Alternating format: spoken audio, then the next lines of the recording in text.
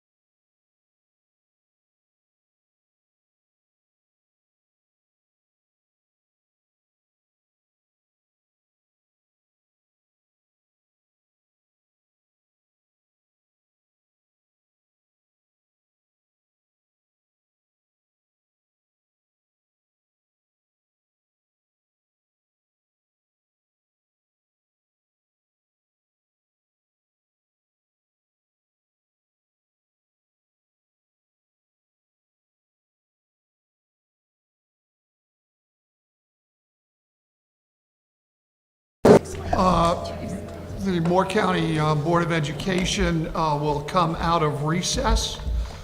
Do I have a motion to go into open session? So moved. Okay, is there a second? Second. Okay, all those in favor of going into open session, say aye. Aye. Any opposed? Motion carries. Okay. At this time, I'd like to recognize Jordan Brower, an 11th grade student at Northmore High School, to lead us in the Pledge of Allegiance.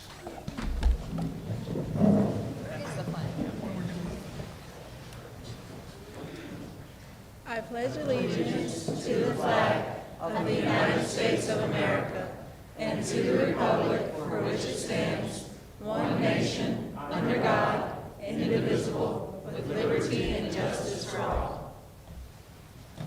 Thank you. At this time, I'd like to call upon Paris McCollum, 11th grade student at Northmore High School, to provide us with a time of inspiration. Good evening, everyone. My name is Paris McCollum, and I'm a junior at Northmore. It is such an honor to be here today, to be speaking with you all and providing a little inspiration to enlighten your day. So hopefully I will accomplish this goal. As life progresses, there will be many trials and tribulations. Some may cause depression and stress, but with perseverance, anyone can accomplish anything. Philippians 4:13 says, I can do all things through Christ, which strengthen me. As we live our lives, we may experience a range of emotions. Some will be good and others not so much. But life is too short to wait around and think about all the possibilities that could happen. Instead, we need to make it a priority so it can happen. Quit waiting around for the right time. Jump into the things you love and pursue your dreams. A wise man once said, dream as if you'll live forever and live as if you'll die today. This man was James Dean, and he passed away at the age of 24. I'm 17. 7 years from today, I will be 24.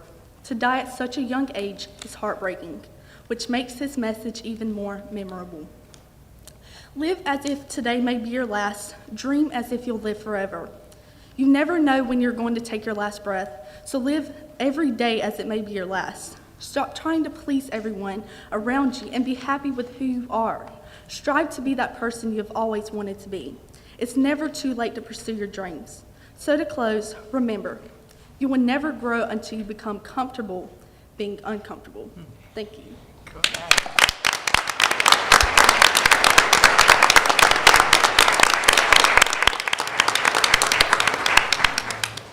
Very much our thanks to Northmore High School for giving us such fantastic students and such a fantastic student body.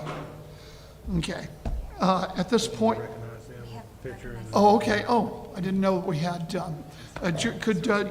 Jordan, could you come up here and stand with two of our board members for a photograph?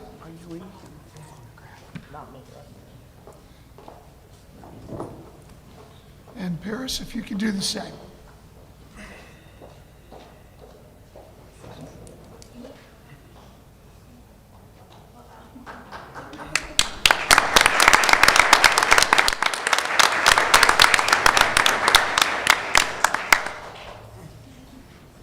Great job, ladies. Yes, thank you very much. Okay, so for our recognitions, we have Ms. Bruna, Mr. Holmes, and Ms. Caldwell.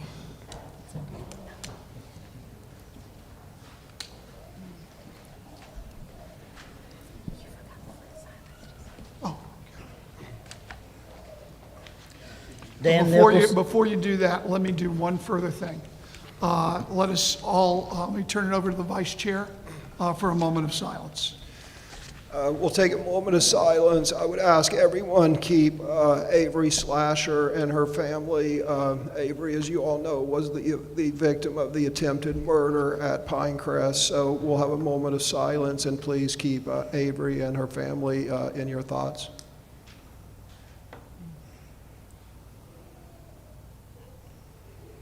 Thank you. Thank you. Okay, Mr. Holmes. All right. Dan Nicholson, please join Board Members Bruno and Stacy Caldwell at the front, please. Dan Nicholson is this month's Engage, Inspire, Succeed Certified Staff Honoree. Mr. Nicholson has taught math at Union Pines High School for the last 16 years, where he has established himself as one of the pillars responsible for our ongoing academic success and continuous school improvement. He is well liked by all of his students and loved by his colleagues. This year he added to his already full plate by teaching pre-calculus, calculus, and serving as department chair by volunteering to teach a zero-period Algebra 1 class for 8th grade students from New Century and Cranes Creek Middle Schools. Mr. Nicholson will be retiring at the end of this school year. His commitment to academic excellence and the impact he has had on all of his students throughout his teaching career will never be forgotten. Thank you, Mr. Nicholson, for all you have done for our Vikings.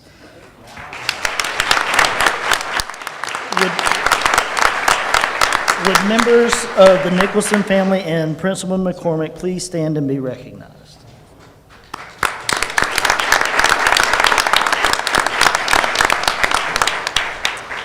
Gracie Dowdy, please join Miss Pauline Bruno and Stacy Caldwell at the front.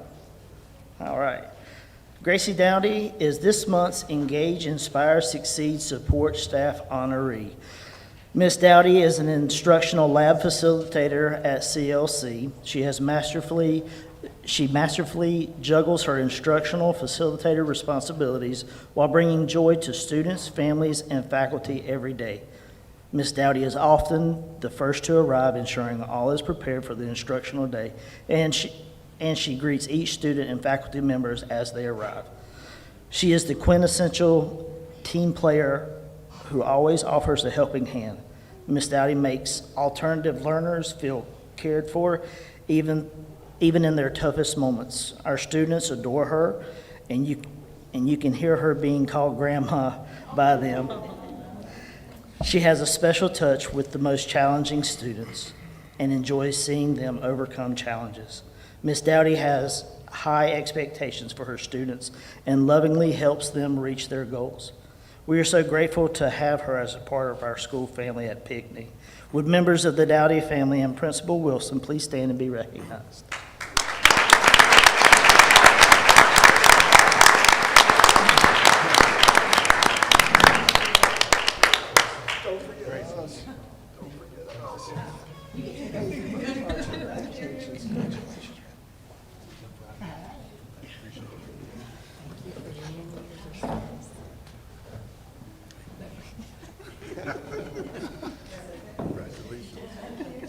Got to shake the hand of the lawyer. Congratulations. Larry Honeycutt, please join Board Member Bruno and Board Member Stacy Caldwell at the front, please. Larry Honeycutt is this month's Engage, Inspire, Succeed Volunteer Honoree. Mr. Honeycutt worked at Bass Lakeview Elementary School for several years as a custodian before he retired. At the beginning of this school year, Bass Lakeview Elementary School was short a part-time custodian. When Mr. Honeycutt found out, he immediately began volunteering his time to help make up for this vacancy. With his assistance to the custodial staff, our overall school environment was kept clean and in tip-top notch condition for both students and staff.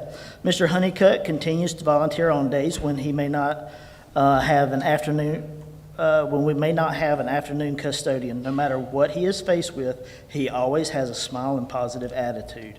Bass Lakeview Elementary School appreciates and loves Mr. Honeycutt. Would the members of the Honeycutt family and Principal Bennett please stand and be recognized?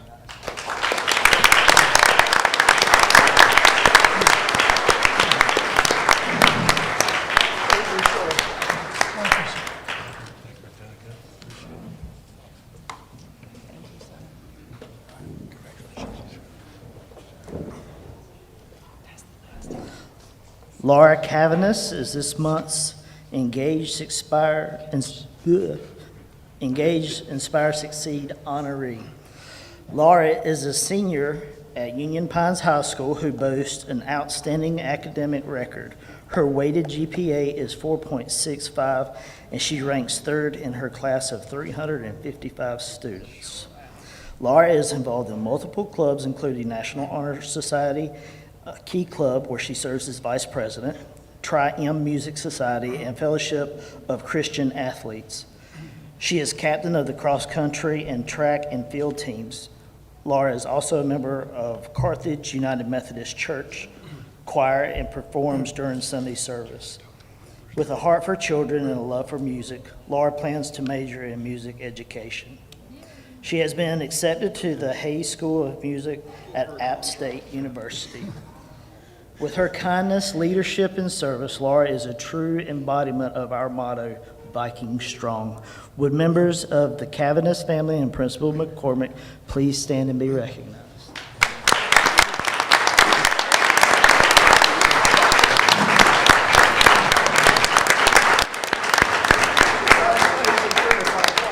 Congratulations, young lady.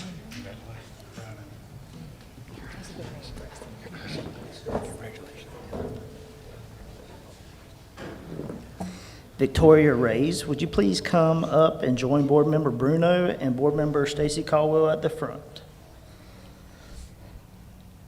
Victoria Reyes and Barbara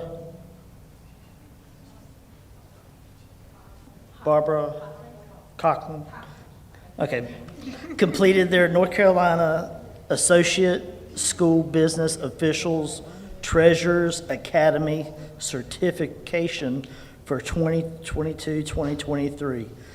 The Academy is a continuation of the NCASBO Business Management Academy and includes sessions such as school finance law, internal controls, general accounting concepts, and many more topics important to school bookkeeping. The NCASBO Academy focus is to develop future leaders in school finance and human resources. Your accomplishment will help Moore County schools improve on the quality of school businesses procedures. You are both great assets to Moore County schools, and we congratulate you on your success. Thank you for your commitment to exemplary work. Barbara was unable to attend tonight's meeting, but will be presented her certificate at a later date. Would members of the Reyes family please stand to be recognized?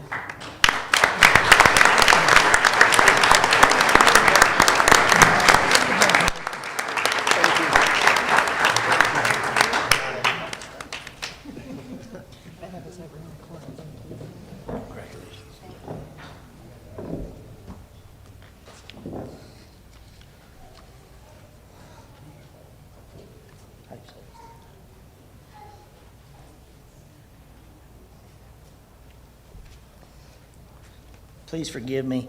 Syria Calix, am I saying that right? Jamie Burr, Katie Lockamy, Megan Jones. Please join board members Pauline Bruno and Stacy Caldwell at the front. The following honorees earned advanced degrees while being employed with Moore County Schools. Courtney McDonald, Masters, Cranes Creek Middle School.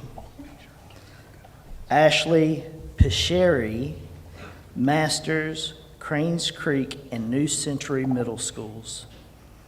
Lakeithia Skelton, Masters, New Century Middle School. Carlos Rodriguez, Masters, Pinecrest High School.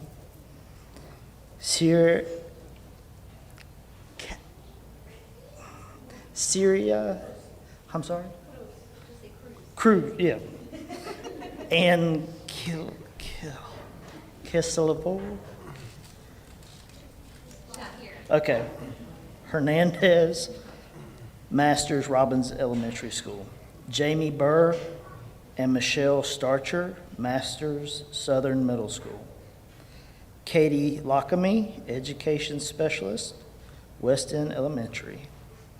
And Megan Jones, Masters, Southern Pines and West Pine Elementary. For those who are unable to attend tonight's meeting, their principal will present them their certificate to them on behalf of the Board of Education at their respective schools. Would all the members of the families please stand and be recognized?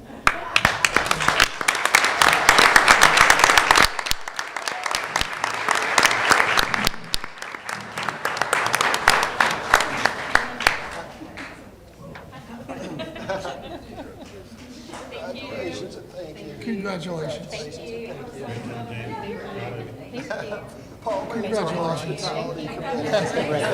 you. Congratulations. Thank you. Congratulations. Congratulations.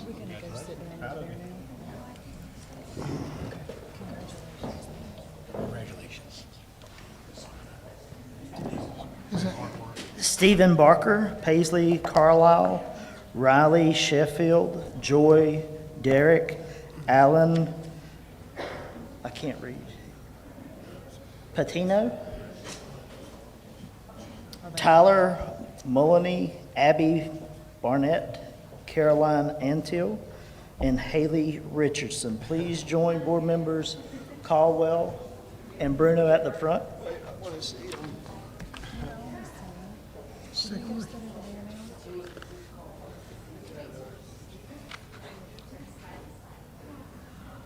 Let's take a look. Oh, wow.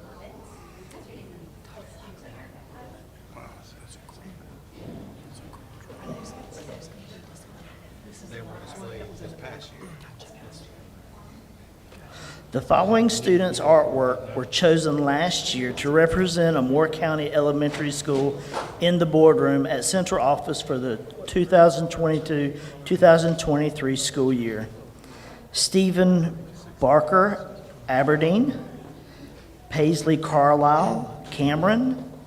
Natalie Moore, Carthage. Riley Sheffield, High Falls. Elena Garrison, McDeeds Creek. Ainsley McLeod and Joy Derrick, Pinehurst. Alan Patino Rodriguez, Robbins. Kelly Kawach, Sandhills Farm Life. Tyler Mullany, Southern Pines. Mia Furt, Vast Lakeview. Abby Barnett, West End. Caroline Antill, West Pine. Haley Richardson, Westmore. For those who are unable to attend tonight's meeting, they will receive their artwork at a later date. Would all the members of the family please stand and be recognized?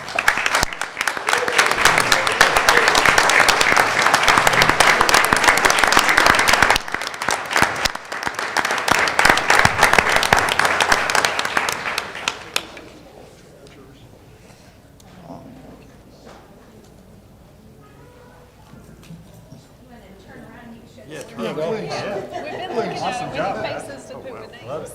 Love having And let me just say that the arts are an integral part of Moore County schools. And we appreciate all of our students who do it and all of our arts teachers because they really make our school complete. So we thank you all.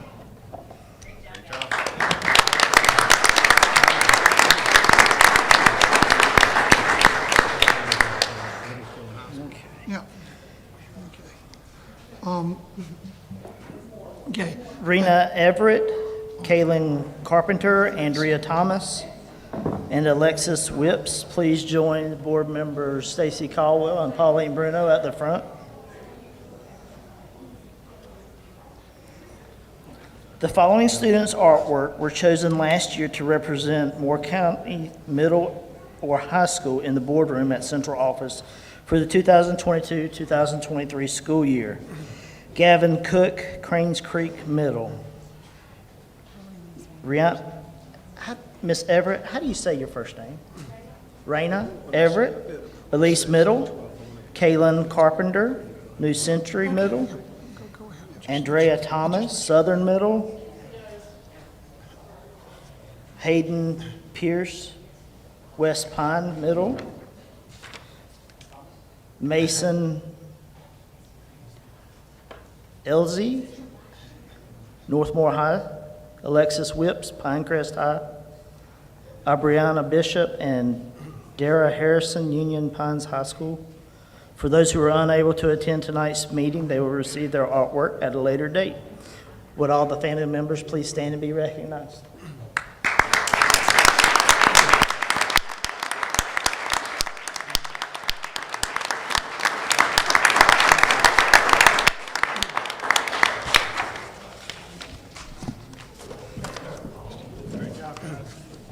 And this concludes the recognition portion of tonight's meeting. Yes. Oh, that's beautiful, absolutely beautiful. Great job. Now we go over there, right? That's what I thought. Oh, let's, that thing's not, so you give it to me. Yeah, I got it quick. Oh, sure. No, we're sitting over there while our children are going to be. That should sell. Here, so we can. Okay. Gave you the chance.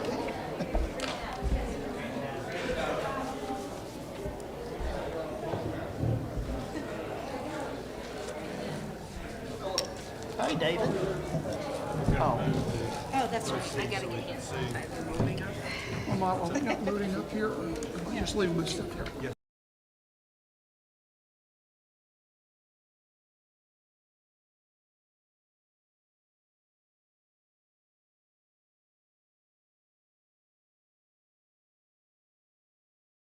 From Farm Life Elementary School, and we have a little program for you, so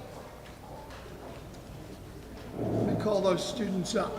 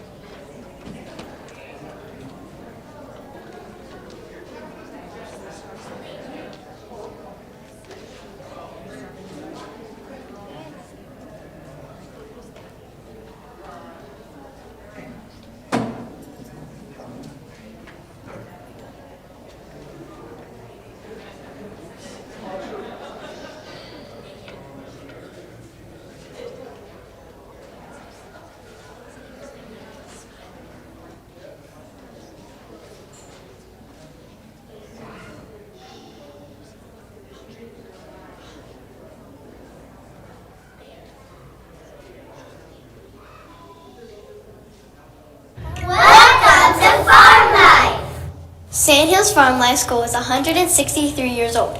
A one-room schoolhouse opened in 1859 on this land near a spring. Mr. John Ray Black, the first teacher, named the school Eureka, what you say when you have an idea or an aha moment. First through 8th graders were taught between 1859 and 1913. In 1914, the school added high school grades. In the fall of 1915, the school's name changed to the unique name we have today. Our school received a Farm Life School charter from the North Carolina legislature.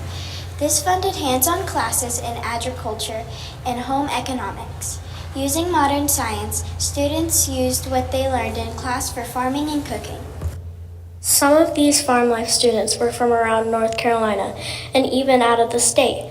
So the school built a boys' dormitory and a girls' dormitory with a state-of-the-art modern kitchen where the girls used what they learned in class to cook the meals for the students who lived in the dorms. You may have heard that our school was the site of the first hospital in Moore County. It was on our school playground, and students still find small tiles that were once on the walls and floor. The James McConnell Hospital opened in 1917 and had 5 hospital rooms and a surgical ward. Modern research was used in the hospital and building and was built with a wide screened-in front porch so that patients' beds could be moved outdoors for fresh air and patients could get well. The hospital closed in June 1925. We are very proud of our school's amazing history. We celebrate that history each April with a Heritage Day for the whole school. On that day, classes attend activities outside. We learn about many agricultural topics that relate to the history of our school. Did you know that in 1918, SFL students were raising 20 animals, cows, pigs, and chickens? Well, if you came to our Heritage Day, you would find activities about raising each of those animals. We also learn about plants, farming, and agricultural careers. Let's hear reflections from a few of our students about Heritage Day and how important it is to know about the history of our school. 4 generations of my family have been to Sandhills Farm Life, and I think it's important for us to have Heritage Day so we can learn about the history of our school, and it makes us feel more involved about our school's history. I think we should have Heritage Day again because a lot of people can learn about our heritage and how our school has changed so much. And my favorite part of Heritage Day was when we took a tour of the farm, and I learned that there's red-headed ducks, and bees can make different colors of honey, and it depends on which. I think we should keep having Heritage Day because if new students came, they could learn more about our history of our school. Part of Heritage Day is the nature show. I learned that honeysuckles are an invasive species.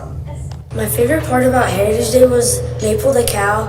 It was really cool to see how the cow got milk. I think we should have Heritage Day because it teaches the new kids what we have done in the past, and it teaches the history. And I also like the farm because you can see different animals and you can learn about our school. I like Heritage Day because not many other schools do it. It makes our school special, and it honors the other people who fought for us, like in the military.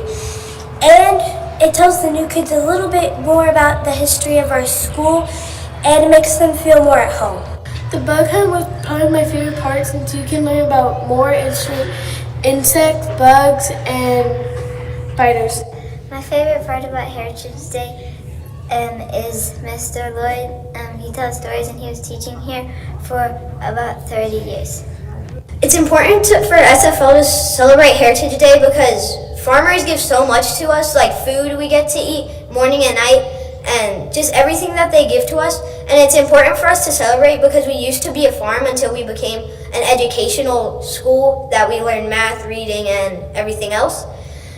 And it's just important for us to notice our heritage and how we used to be and how we've evolved from the ages. And it's good for us to acknowledge it and not just forget about it. My favorite part of Heritage Day was when the farmer milked the cow. I liked whenever we got to see all the animals and learned where the places and all the school buildings were. I think it's important to continue Heritage Day because the memories that have been made by children and for the new students to learn about our I school. love Heritage Day. I like the cows, and I like the nature trail. I love our school so much.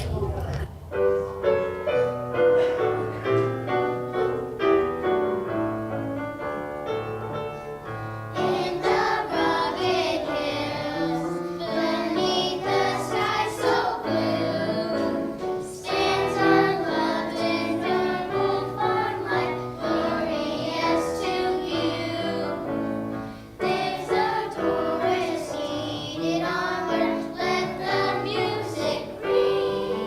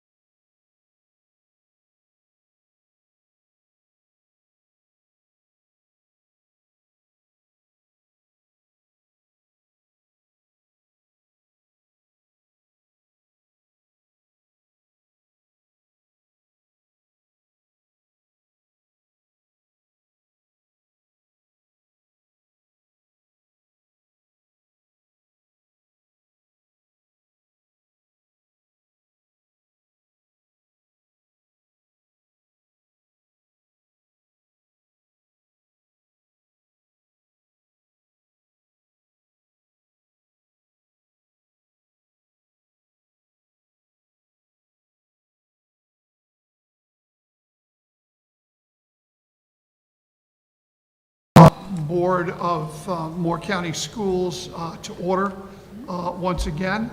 Wanted to thank Sandhills Farm Life for hosting us.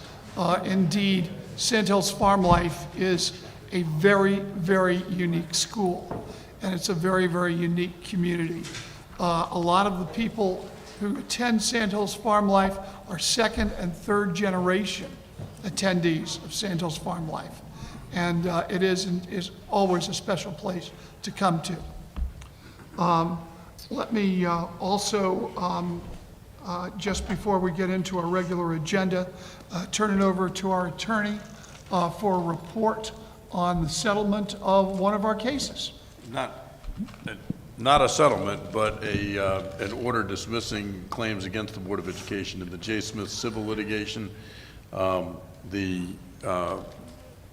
judge ruled in favor of the Board of Education and dismissed all claims against the board with prejudice, meaning they can't be brought up again for lack of subject matter jurisdiction, lack of personal jurisdiction, and failure to state claims against the board, and failure to allege a waiver of immunity and a finding that the board had immunity, and failure to claim negligence properly.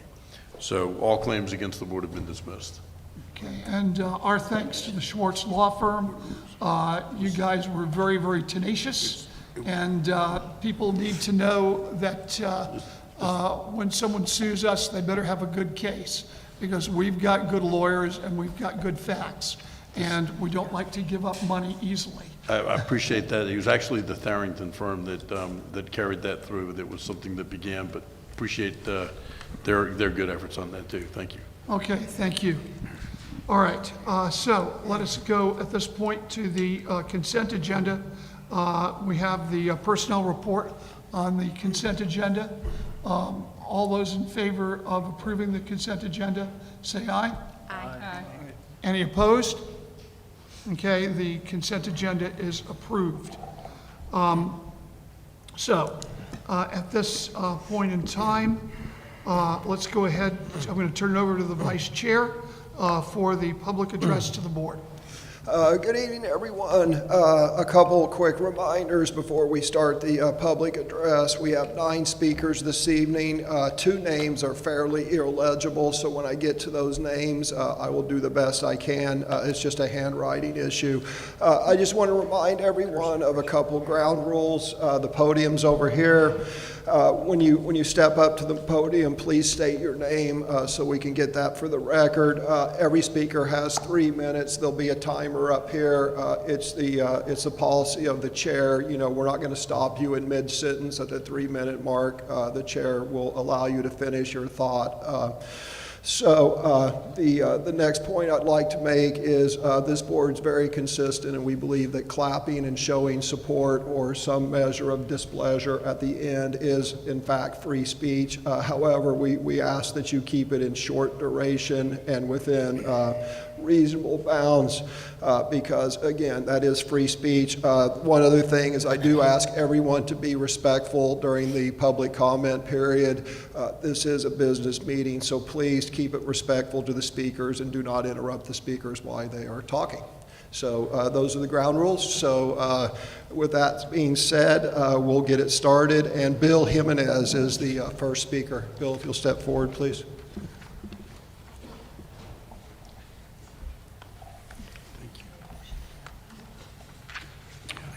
Evening, board. My name is Bill Jimenez. I am the father of an amazing 7th grader named Camila Jimenez, who attended West Pine School for 6th and currently 7th grade school years. My hope was for her to finish out her middle school career at West Pine Middle and complete 8th grade. Now that it's in jeopardy, and I will admit it is due to my own fault because I missed the email that the transfer request I filled out for her to complete 8th grade was denied. And then I missed the denial email from Scribe Online since it went to my spam filter. Due to life, raising kids, working, adulting, it did not occur to me that I did not see a response from the transfer request until I logged on to Moore County transfer site at the beginning of this month. I've already pled my case to the Student Support Services, Assistant Director, and Director. I've emailed the principal and vice principal, who, by the way, has known my daughter because he taught her 3rd grade. That's how far back we go. I have been told that I missed the deadline and that it is too late, and I understand the policy, which is why I'm here pleading to the board for this today. We as a family moved back to North Carolina and Moore County due to previous experience what my children had with Moore County schools. We did not know when we bought our house on the wrong side of Linton Road that the school zoning was changing. Technically, we got rezoned from West Pine Middle to Southern Middle. The plan was our daughter Camila to attend West Pine Elementary or 5th grade, then move next door to West Pine Middle School with her sister, who was in 7th grade and a rising 8th grader at the time. I filled out the transfer admission request for Camila to attend 6th grade at West Pine Middle, and Layla was grandfathered in as a rising 8th grader at the time, which was allowed. At first, Camila was denied. I appealed via Zoom meeting process, and eventually she was approved. I filled another transfer request for Camila to attend 7th grade last year, for this year actually. That was approved automatically actually. That went really smooth, I thought. I was impressed. And that leads us to this year, where I just filed for Camila to attend 8th grade. I noticed when I went online to fill out the request, there was no rising 8th grader block for West Pine Middle. I wasn't sure what to do, so I put in what I could figure out and submitted the request. Normally, at the beginning of April, the past 2 years, I've gotten an email back and a text stating if it's been approved or denied and to finish the appeal process. I missed that email. It went to my spam filter. That is my fault. Camila has been thriving since she's been at West Pine Middle. AB honor roll again this year. Member of the Interact Club. Loves playing clarinet under amazing Miss Evers. I was able to join them when they performed at Carowinds and got a superior rating once again. See? The rating out of 10.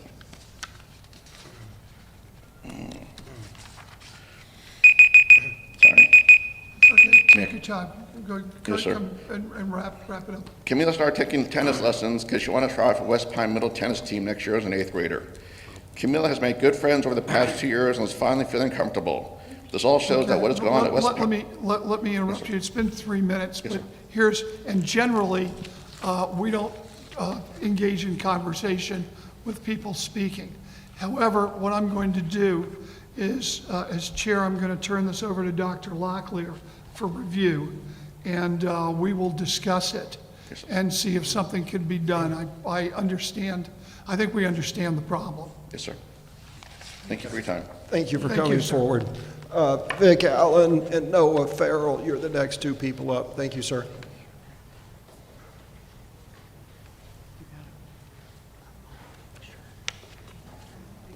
Vic Allen's first.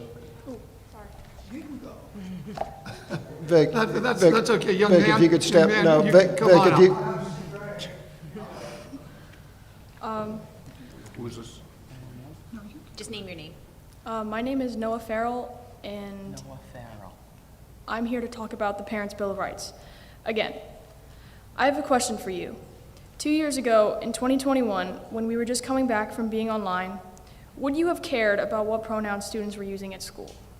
Because I can tell you for certain that there were transgender students at Moore County schools long before you were even considering the policy. I would know. I'm one of them. To me, it seems like the school board is jumping on a political bandwagon, and in doing so, you forget that transgender people are exactly that, people. I realized that I am transgender when I was 10 years old. I was young, and I was scared. I was scared of what it meant for my future and for my present. But most of all, I was scared to tell anyone. But eventually I did. I told 3 of my friends, and I trusted them to keep it between us. That was a mistake. One of them told my entire grade. I spent the rest of the year, and all of the years after that, being told constantly that I'm going to hell, that God hates me, that I'm a freak of nature. And that was just other kids. What this policy is doing is effectively breaking the trust of Moore County School students, subjecting them to the same treatment I faced, but from their own parents. And for what? What good does this do? I know that you don't fully understand what it means to be transgender. I know that you probably don't care. But once again, I'm begging you to reconsider. Thank you. That's it. thank you, Noah. Vic, you're up next, please.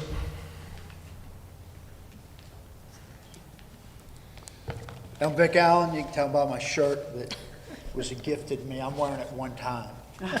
But I'm the shop teacher at Calvary Christian School. You know, I want to thank Paris McCollum for mentioning Christ, and all things through Christ we can do it. Without Christ we can do nothing. But I was going to give a little history lesson here on Noah Webster. Noah Webster is called the father of American scholarship and education. He learned 26 languages to write the first dictionary for America, and he defined education as this: the bringing up as of a child, instruction, formation of manners. Education comprehends all that series of instruction and discipline, which is intended to enlighten the understanding, correct the temper, and form the manners and habits of youth, and fit them for usefulness in their future stations. To give children a good education in manners, arts, and science is important. To give them a religious education is indispensable, and an immense responsibility rests on parents and guardians who neglect these duties. He also said, information is fatal to despotism.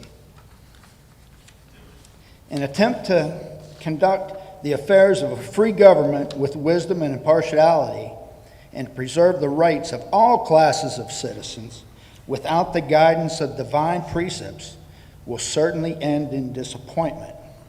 Any system of education, therefore, which limits instructions to the arts and sciences and rejects the aids of religion in forming the character of citizens is essentially defective. In my view, Christian religion is the most important and one of the things in which all children under a free government ought to be instructed.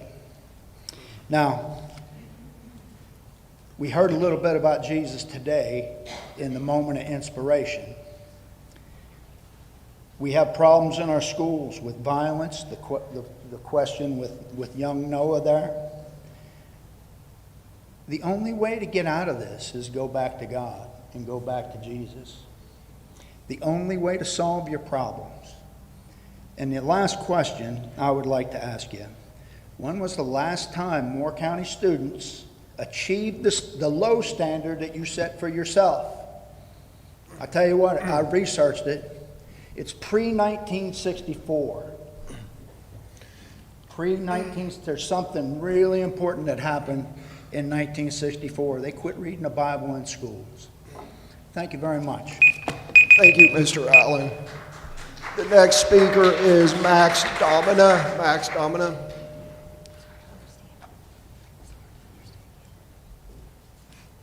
Hello, my name is Max Domina, and I'm going to be talking about how uniforms.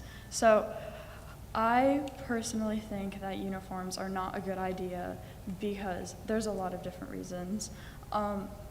Also, I'm speaking from my mind, so I'm sorry if I stumble over anything. One reason I believe that uniforms are not a good idea is because it keeps students away from expressing themselves. The way that people dress is a form of expression. It helps them feel more like themselves. And even though sometimes people think that's really dumb, it helps people. Another thing is that I don't believe that uniforms should be assigned based on sex, because what if there is someone who is a girl that doesn't want to wear a skirt because it makes them uncomfortable, and it also affects transgender people because, me, I'm transgender. I would not be comfortable wearing a skirt to school every day just because I'm assigned female sex. Another thing is that, some people that are not taught right could, take girls wearing skirts as an opportunity to sexually assault someone. Another thing is that uniforms can be very expensive, and there are a lot of kids that I know that go to school in Moore County that have to like apply to not pay for lunch because their families are not able to afford that. So how would they be able to afford uniforms if they can't even afford a proper meal?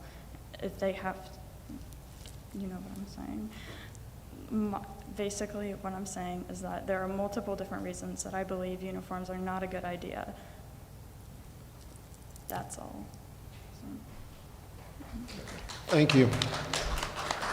The next speaker is Brooklyn, and the name fades out here, but Brooklyn Adderhold, I believe. Stand up. Lower the mic.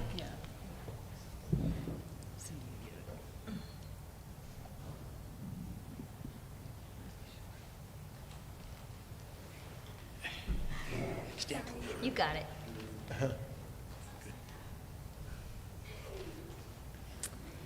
Okay. You got it. My name is Brooklyn Adderhold, and I'm going to talk about how I don't agree with uniforms and how we can resolve it.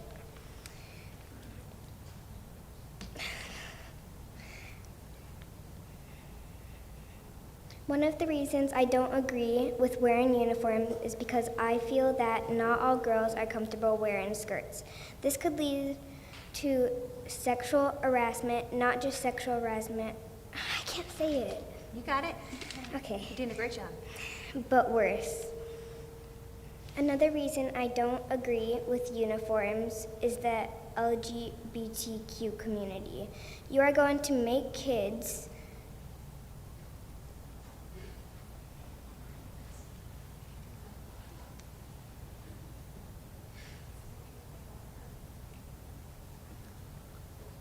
Sure, go ahead.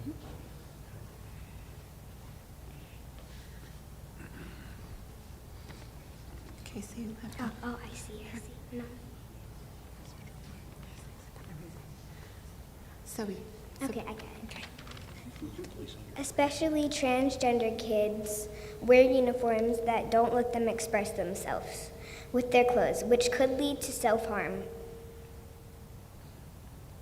That's the end. Thank you. Thank you. Thank you. The next speaker is Marge Suarez. Marge Schwartz. The handwriting was a little faded there towards the end. I apologize. Swears, am I Swears. right?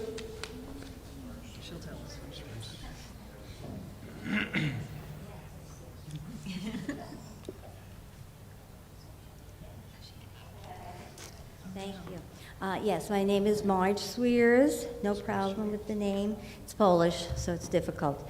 But I just want to thank those, I'm complete opposite of the few little people that just came up. I am thankful for the school board and those that were supportive of the Parents' Rights Bill. I think it's very important to keep the family involved in whether a child is disruptive in the class or has some difficulties with learning or has some questions about their gender. I think the family being involved is very important, so I appreciate that. Also, I think it's one step forward for us to perhaps get back on the agenda of academics and focusing on reading, writing, arithmetic, and those things.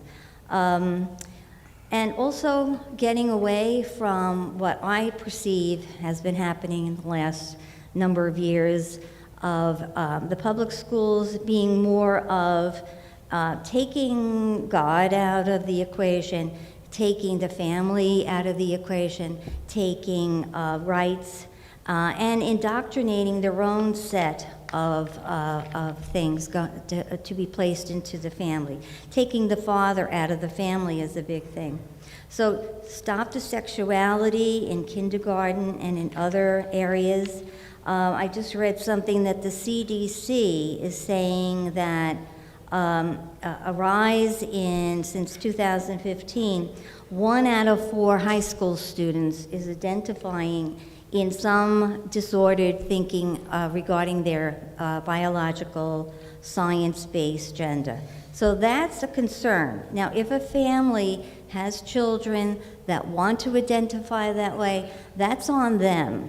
But I don't want the schools, certainly not the public schools that we are supporting, to be indoctrinating that, bringing in books, talking about this in the classroom, at the default where we're not focused on the academics. We have now 2 failing schools in this county, and that's not a good. Vic was talking about the lessening of standards. So get back, teachers. I appreciate teachers. I want to support teachers. I want to support the school board. Teachers, get back to the ABCs. Get back to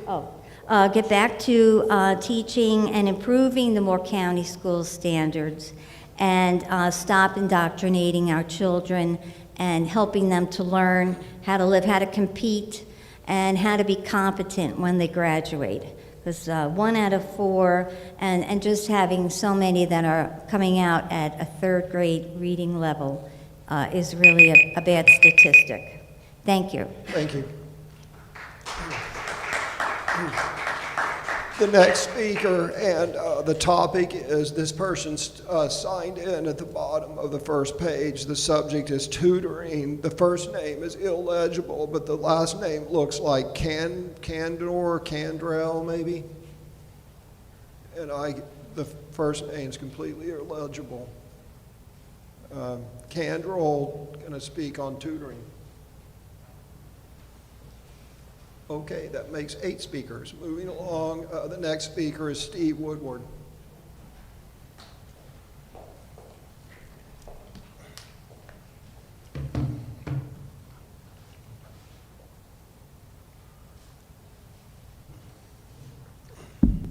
Good evening, Steve Woodward, Pinehurst, North Carolina.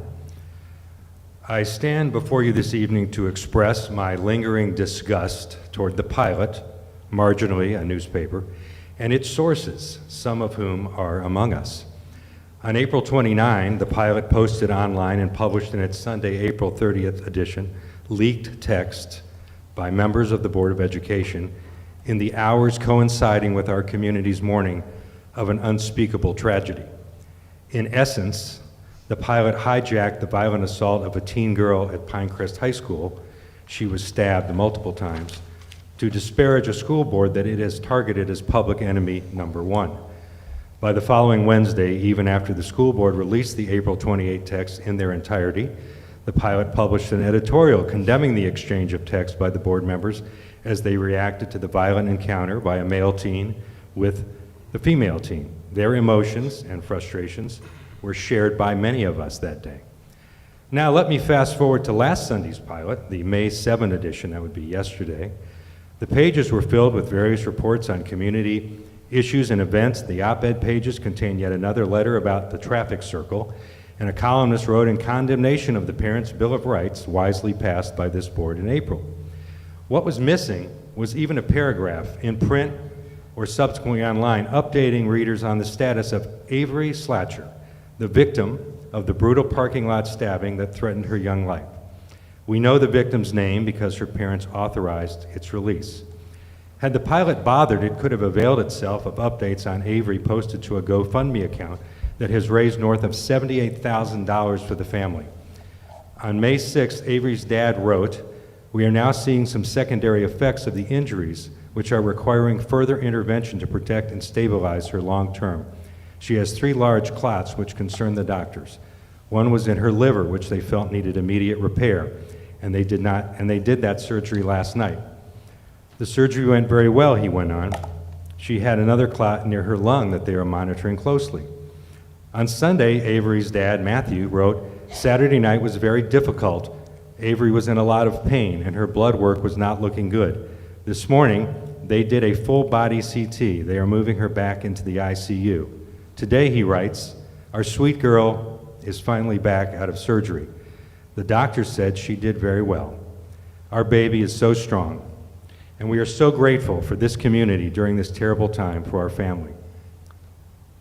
If the Pilot won't do its job, you know what? We'll do it ourselves, without bitter agendas and with accuracy. Thank you. Thank you, Mr. Woodward. The next speaker is Teddy Woods. Teddy Woods.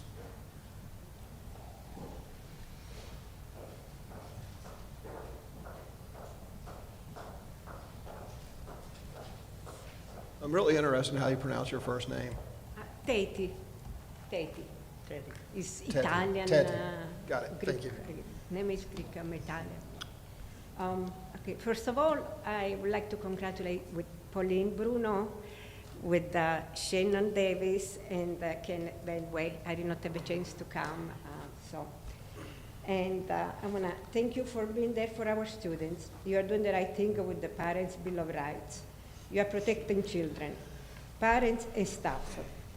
Parents need to know what's happening in their child's life, because parents will be there to help them if they need medical care, if they need comfort, if they need anything. So the teachers, at the end of the day, they go home and they have their own problems too, their own life. And you have been accused of targeting LGBT children, of intimidating teachers. I don't think so. With the bill, I think it's the other way around. You are taking a burden off the teachers' shoulders, because, I think some teachers, they may agree, but some teachers probably, they go along with it. They feel intimidated, otherwise they would be called transphobic or racist or some. I come from a family of teachers, so not just my parents, sisters, cousins, aunts, so I know how it goes. I heard you are violating human rights with the above bill. Yeah, because I follow you on YouTube, even I don't come here. So, but where these people, when our students were muzzled? They didn't complain about harmful effect of those masks. Speech delay, growth disorders, mental issues, children coming home crying, felt lonely in the classroom, foreign children not understand the word, what the teacher was saying. So, and I know, I saw those children crying. I saw my son coming home nauseous, headaches every day, and the parents that were trying to, I don't say protest, but disapproving this mask mandate were treated as terrorists. I remember a gentleman that stood on a podium for a speech was escorted out by police because he refused to wear a mask. And according to North Carolina Department of Health, people who is given a speech were exempted from wearing masks. So at this point, where were those people that say that you violated human rights? And this is just to focus on academics instead of pronouns and nicknames. This should be a personal thing. Don't force teachers call you pronouns, please. Thank you. Thank you. Mr. Chair, that concludes today's comment period. I would like to take a point of personal privilege, if I might. Please. So just real quick, one of the speakers rhetorically asked, when was the last time Moore County Schools met its educational goals? And then, oddly enough, he said my birthday was the last time, the year I was born, which was 1964. I can't speak to the past. I suspect it's been quite some time since Moore County Schools has met their educational goals, and members of this board have been critical of that. But what I can tell you is that this year is when we are going to meet our educational goals with the work of Dr. Locklear, Dr. Metcalf, and his team working on academic and vocational excellence. Ms. Purvis and her team restoring operational excellence. We're going to get the buses to run on time, and we're going to up the ante on our food food offerings.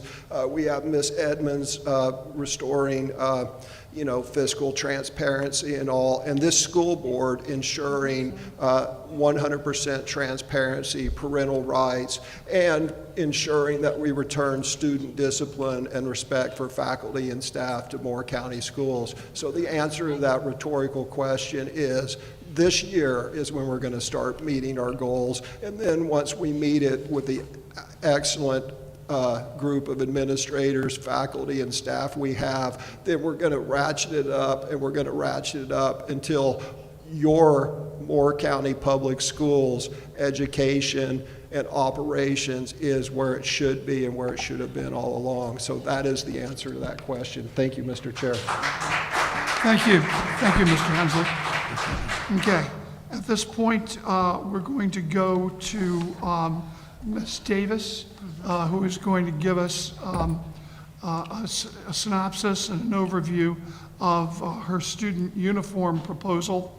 I do want to make sure that everyone knows that we're not going to take any action on the uniform proposal today, and we are just in the beginning of taking a look at that policy. So it's not going to happen today, and it's probably not going to happen anytime in the immediate future, but we're beginning to look at that policy. And with that, let me turn it over to Ms. Davis. Yeah, just a little bit of repeat of what Dr. Levy, thank you, I wondered if you were going to give me that. Dr. Levy, or Mr. Levy said that it's not something we're taking action on today, it's something that we just want to contemplate. It certainly is in the best interest of our students that I've wanted to present it. Number one, for safety, and number two, for education, which maybe it should be vice versa, education and safety, but both of them are very important. So I just want to go through a couple, let me see. Ms. Davis, can you bring that microphone a little closer to you? That may help some people over in the back. Yeah. Make sure, okay. So just a few statistics that I found with a little bit of research online. Good. In the first year of implementation at Long Beach, California School District reported fights and muggings at schools decreased by 50%, while sexual offenses were reduced by 74%. At Ruffner Middle School in Norfolk, Virginia, discipline referrals decreased by 42% once uniforms were enforced. You want me to do anything? Okay. In the 2017 and 2018 school year, 20% of public schools nationwide required students to wear uniforms. So it's something that we're seeing on a trending uptick, I do believe. It is reported that 70% of principals at uniform-wearing schools saw a significant decrease in discipline issues while grade performances rose. So just a couple little bullets about the good things that can come out of school uniforms. It creates cohesion. Expectations are removed and a sense of equality is available. Children from all socioeconomic backgrounds are on a level playing field. It creates a standard that we are all the same and worthy of mutual respect.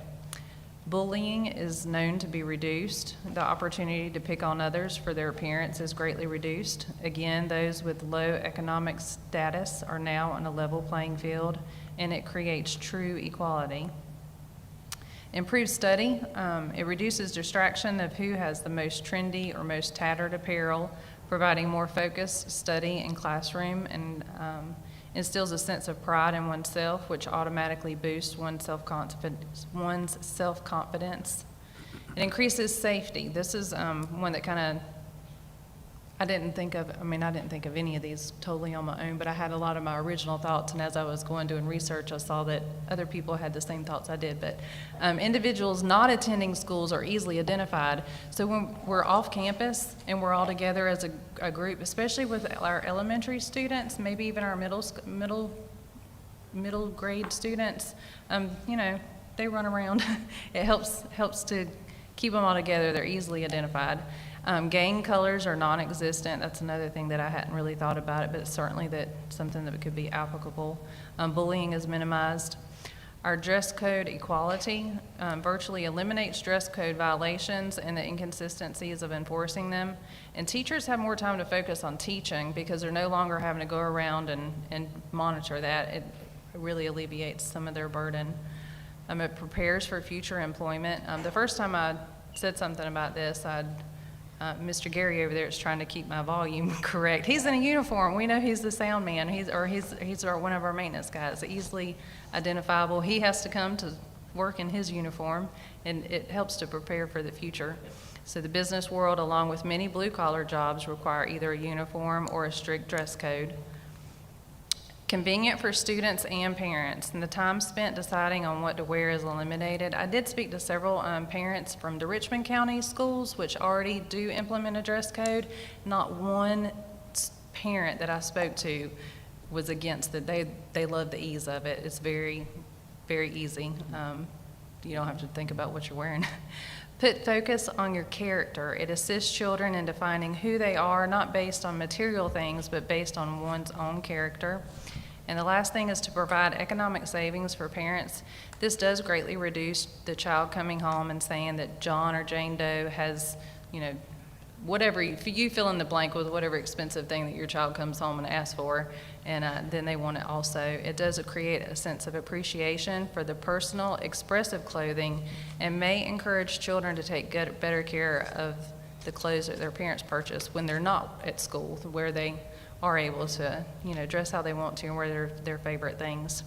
And I meant to remove this grants and vouchers were available for low-income families. That was actually something that was told to me, but I haven't been able to find that online verifiably, and did I reach out to you about that particularly? Ms. Davis, we did discuss it I a little thought so, bit. yeah. I'm sure there are some things that school districts that have uniforms do to help Right. students and families who may need help. Okay. From community agencies and things of that nature. All right. But I'm not aware of any specific Right. grants or vouchers.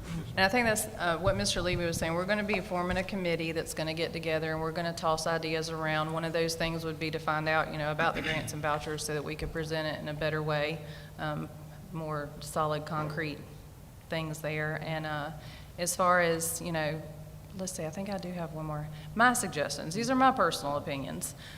To allow a 30-day comment period for parents and our constituents to voice their opinion, I would want the school to put that out online and send that out across the waves. Allow each principal to decide the uniform standards which they desire. Again, this is my thoughts. We'll go around with it, a committee. The color of your shirt, your pants, the length of skirts, if that's what's chosen, a choice of skirts or pants for girls, because I do understand that not all girls do want to wear skirts, and sometimes it can be a little bit of a hindrance. So I do take those kinds of things into consideration.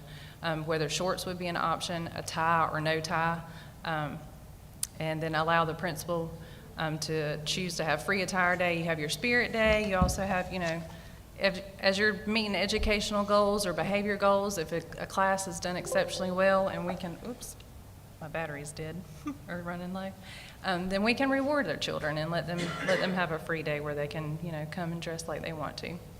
And I think that's the end of the presentation. Okay. Comments from members of the board? Okay. What I'm going to do at this point is I'm going to appoint an ad hoc committee consisting of Ms. Bruno, Ms. Davis, and Mr. Holmes. Okay? And I'd ask you all to look into the uniform situation, and I would ask that you would bring a formal proposal back to the board in the next couple of months, and taking a look at some of the things that have been brought up by our students here that they're very concerned about, some things that you've seen in Richmond County that they're very concerned about, that might be of concern. And I would also ask that you think about this. I won't tell you what to do because I want you guys to do what you think is best.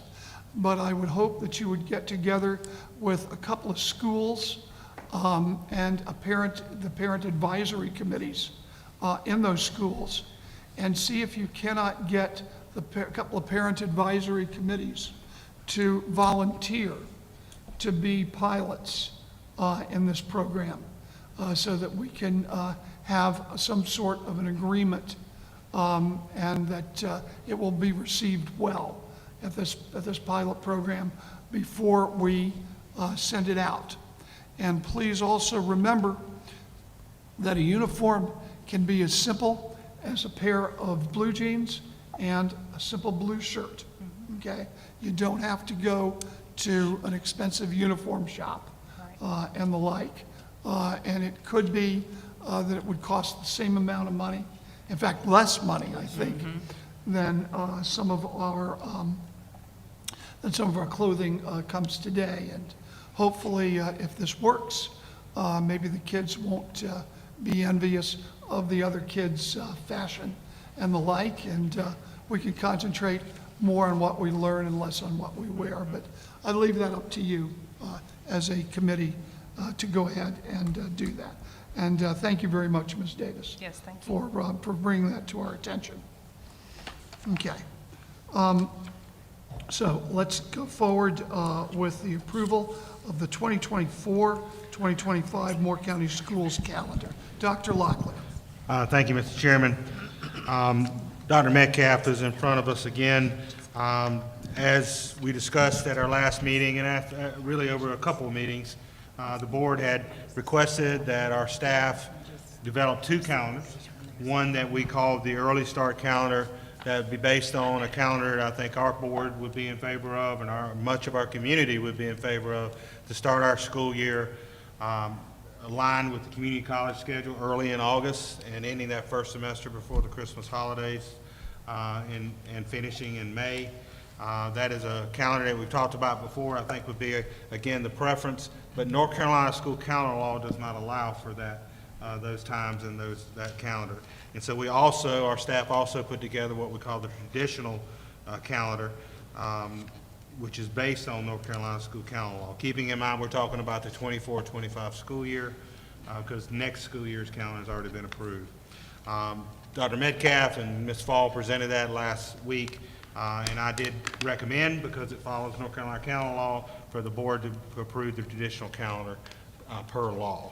So Dr. Metcalf, I don't know if there's anything else you'd add, but we're certainly open to any questions and discussion from the board. Any questions?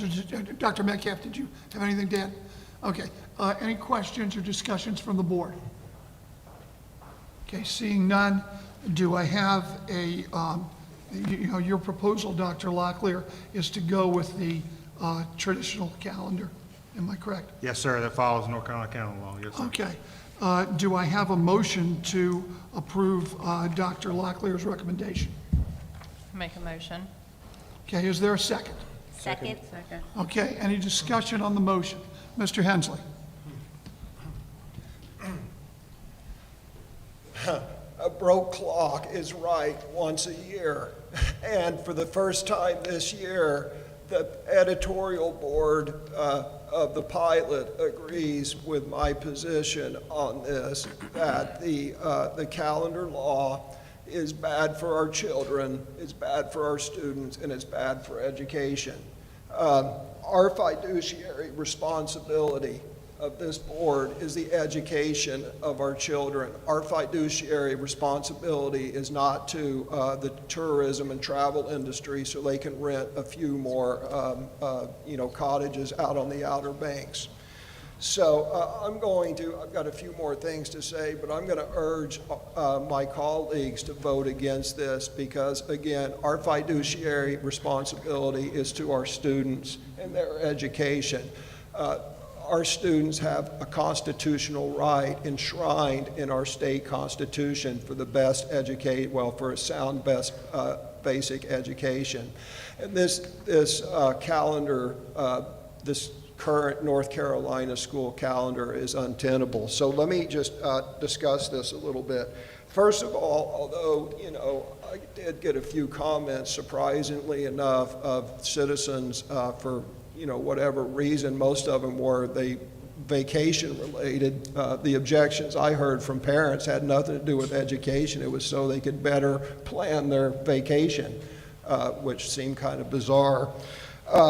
But here's the situation, is that the state law, which was implemented 10 or 15 years ago by the Republican General Assembly, it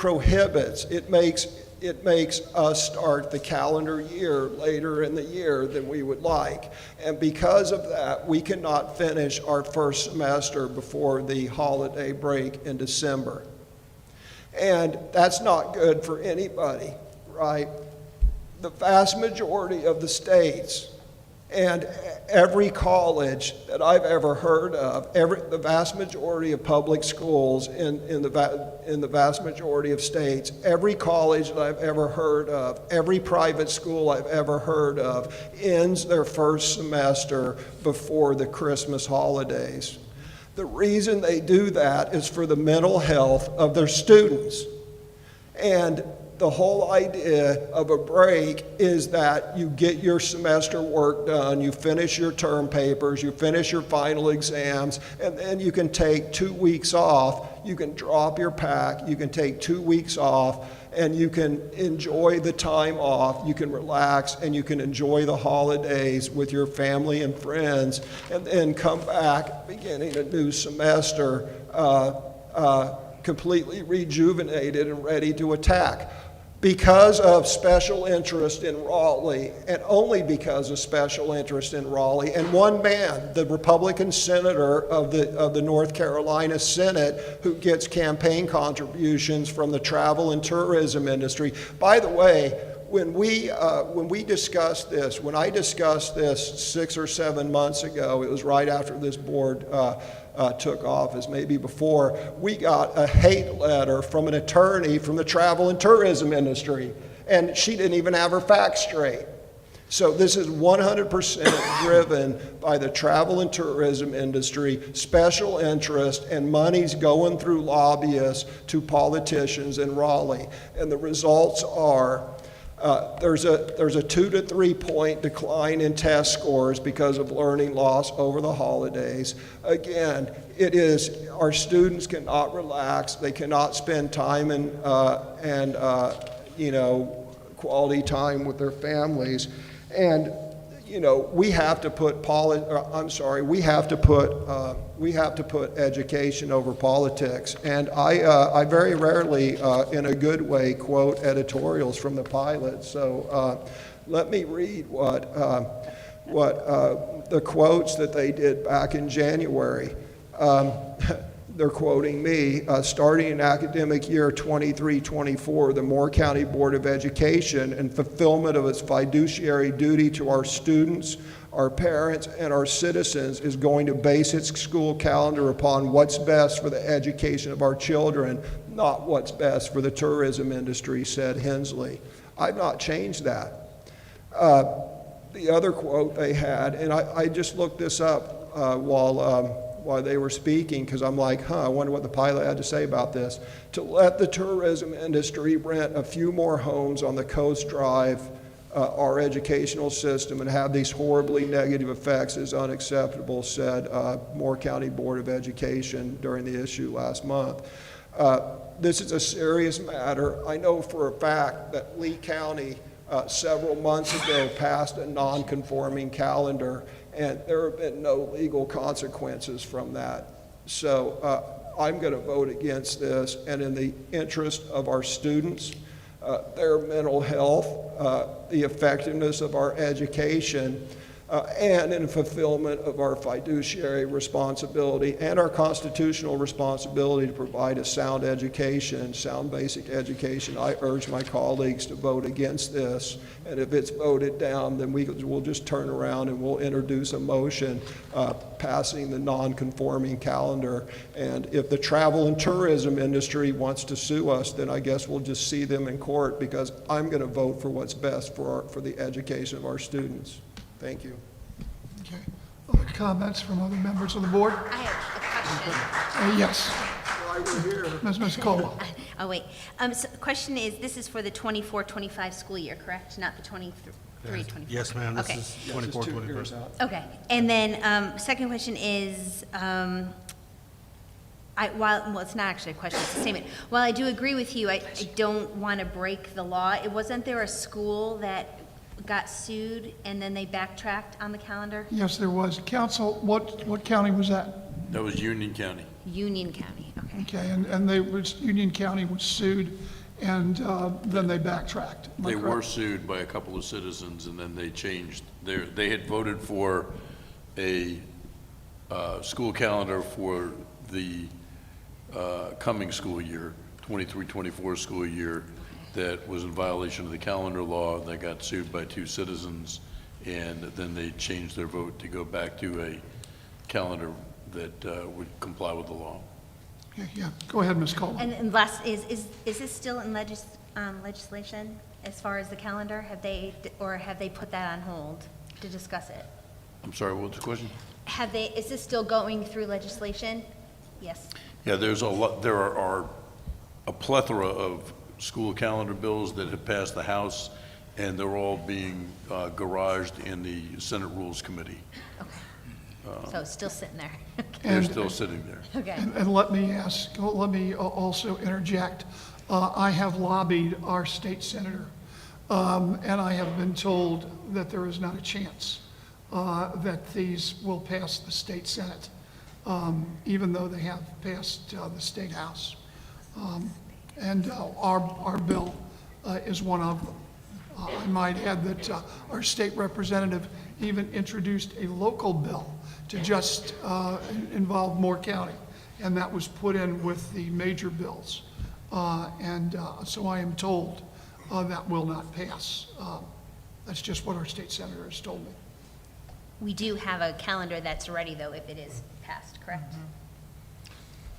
We do have an early start calendar that we've brought to the It does. board that we could put into place if there was a change in law. Okay. All right. Further? May I ask a question of Dr. Locklear? And why it is that you recommend the traditional over the early start at this time? Really simply because it's the law. Okay. And that's it's what I my figured. responsibility Yep. as superintendent not to recommend something that would break the That's calendar right. law. But from my perspective, I would certainly prefer the early start calendar as Thank you. superintendent, but I will not make a recommendation for something that's not following the law. Thank you. Further statements? I have. Go ahead, Mr. Hensley. Everyone else is finished. I did miss one point. This is how unsatisfactory this is. The North Carolina Department of Public Instruction and the Moore County School Board, all school boards exist to provide the best education possible for our students. That's why we're here. That's the sole reason why we're here.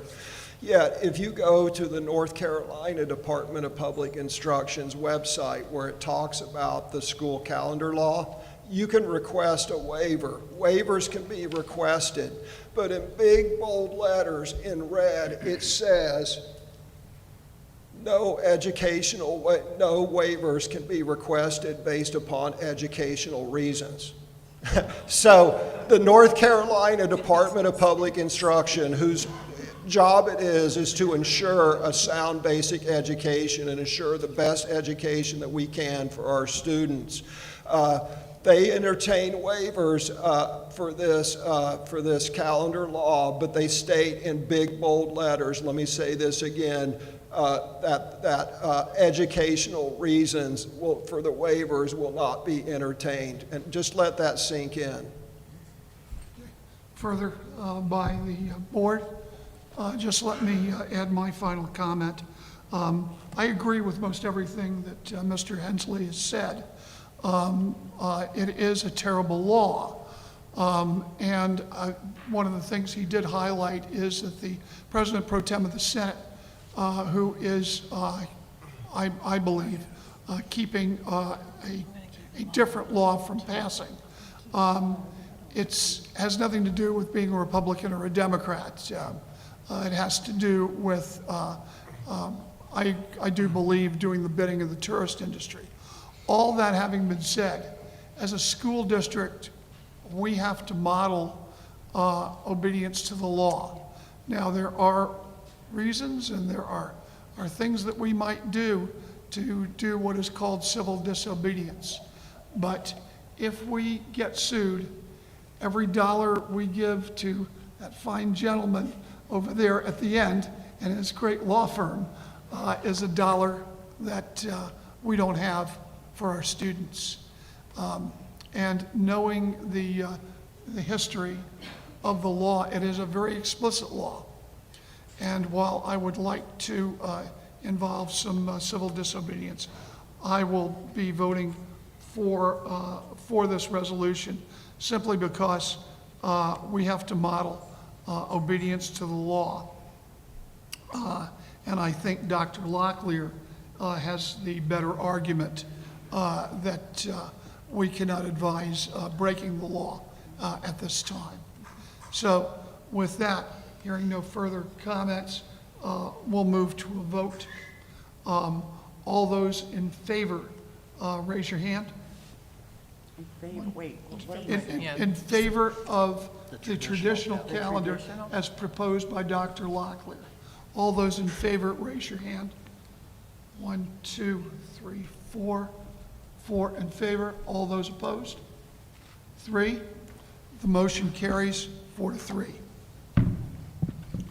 Okay. So now we have the alternate accountability model for participation for the Community Learning Center at Pinckney. Yes, sir, Mr. Chairman. Mike, Dr. Metcalf is back up again representing this item. He and Kate Fall discussed this last week. The board, per state board policy and general statute, our board, we bring you every year an accountability model for our alternative school, CLC at Pinckney. This is the same model that we've used in previous years, and I recommend that the board approve it again for next school year. And Dr. Metcalf certainly can answer any questions that you may have. You've done a fine job, Mr. Superintendent. All right. Do I hear a motion to approve the superintendent's recommendation? So moved. Okay, there's a motion. Is there a second? Second. Okay, so there's a motion and a second to approve the superintendent's recommendation. Questions or discussions by the board? I have Yes, some Mr. Henson. Actually, I just have an observation before we vote. I pointed this out in the work session. Mr. Batchelor, if we could scroll down, please. Thank you. I'm not sure, I would be more comfortable if I just had a mouse and did this myself, but I'm not sure why we need you do a fine job, Mr. Batchelor. I just don't know that we, if you could scroll down to the linked attachments. Oh, wait, no, I'm sorry. I was jumping ahead. Hold on, let me get on there.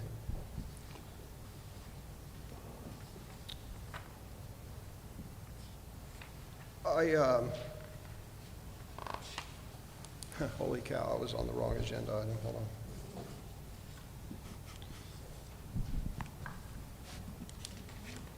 So one thing I want to say about Pinckney is the amount of money that we spend on education in Pinckney is approximately $26,000 per student. And I am an efficiency person. You know, I believe that we have to make every dollar that we spend on education go as far as we can and get as much value. And I want to give some statistics based on the financials that we do. When we educate, the cost per student to educate students in Moore County schools, and I'm just going to highlight a couple of them. It ranges from, we spend $7,784 per student at Pinehurst Elementary. In Robbins Elementary, that climbs to $14,000 per student. So we spend almost twice as much educating a student at Robbins Elementary as we do at Pinehurst Elementary. And a lot of that's the rural nature of the school, smaller classes, less efficiencies. This board accepts that because we understand that, you know, we need the smaller schools and this and that. By the same token, to educate a student at Pinckney is $25,772 per student. And so we spend almost 4 times more per student to educate a student at Pinckney than we do at Pinehurst Elementary. And it is more than 4 times to educate a student at Pinckney than it does at Pinecrest. Notwithstanding that, this board is proud to spend that money and that additional money on these students. I know Mr. Levy and I have been to every graduation at Pinckney since we've been on the board, and it's really good to see those students, you know, turn their lives around. And not only do we accept that amount of money and the inefficiencies in spending more, but this school board in our next year's budget we're actually increasing the amount that we're spending on Pinckney because unfortunately, we have to expand the services and we have to go down lower in grades. That's a sad reflection on our society. But I just want the public to know that it is incredibly expensive. It's between 2 to 4 times more expensive to educate a child or a student at Pinckney, and we are happy to do that. Thank you. Any other? And Mr. Chair, I promise I'll be on the right sheet next time. Okay, that's just fine. Not a problem. Any further questions or comments by members of the board? Okay, hearing none, we'll move to a vote. All those in favor of Dr. Locklear's recommendation say aye. Aye. Any opposed? Motion carries. Okay, so let's go to C, the standard day schedule for 2023, 2024. That's the Bell schedule, as I understand it. Am I right, Dr. Locklear? Yes, sir, essentially, Mr. Chairman. Last week, Ms. Simon shared this information with the board, presented the 23-24 standard day schedule. This schedule is brought to the board each year for your review and your approval, and it does come with my recommendation to approve. And of course, Jamie or myself will be happy to respond to any questions you may have. Is there a motion to approve Dr. Locklear's recommendation? Are we taking comments first or No. after? I'm Well, sorry. I'll give you a chance to comment. First, I need a motion on the floor. So moved. Is there a second? Second. Okay, so there is a motion on the floor. Now, Thank you. go ahead and comment. Just to repeat, the concern that I had for our elementary students that have to get up so early and that they need more sleep than our middle school and our high schoolers. And I know that we can't, I don't suggest that we make any changes now, but maybe next year we should look into letting them get an extra hour of sleep if that's at all possible. I think that would be greatly beneficial for them and their parents and their teachers. That's all. Okay. Any further questions or comments by members of the board? Hearing none. Hold on. No, go ahead, Mr. Caldwell, did you have a Oh, comment? does it? Oh, okay. All right. Okay, Mr. Batchelor is on spot. If you could scroll down to the high school schedule. There is, and again, I made this observation during the work session, and I just want to point a couple things out. There's so much misinformation out there. There's so much misinformation on both sides that when I looked at this in preparation of the work session, something jumped out at me. If you look at the high school schedule, we pay faculty and staff for an 8-hour workday. If you look at the workload of a high school teacher in Moore County schools, if you look at that calendar, there are 4 1.5-hour classroom periods. So that would be 6 hours, and then there's 2 hours of administrative time.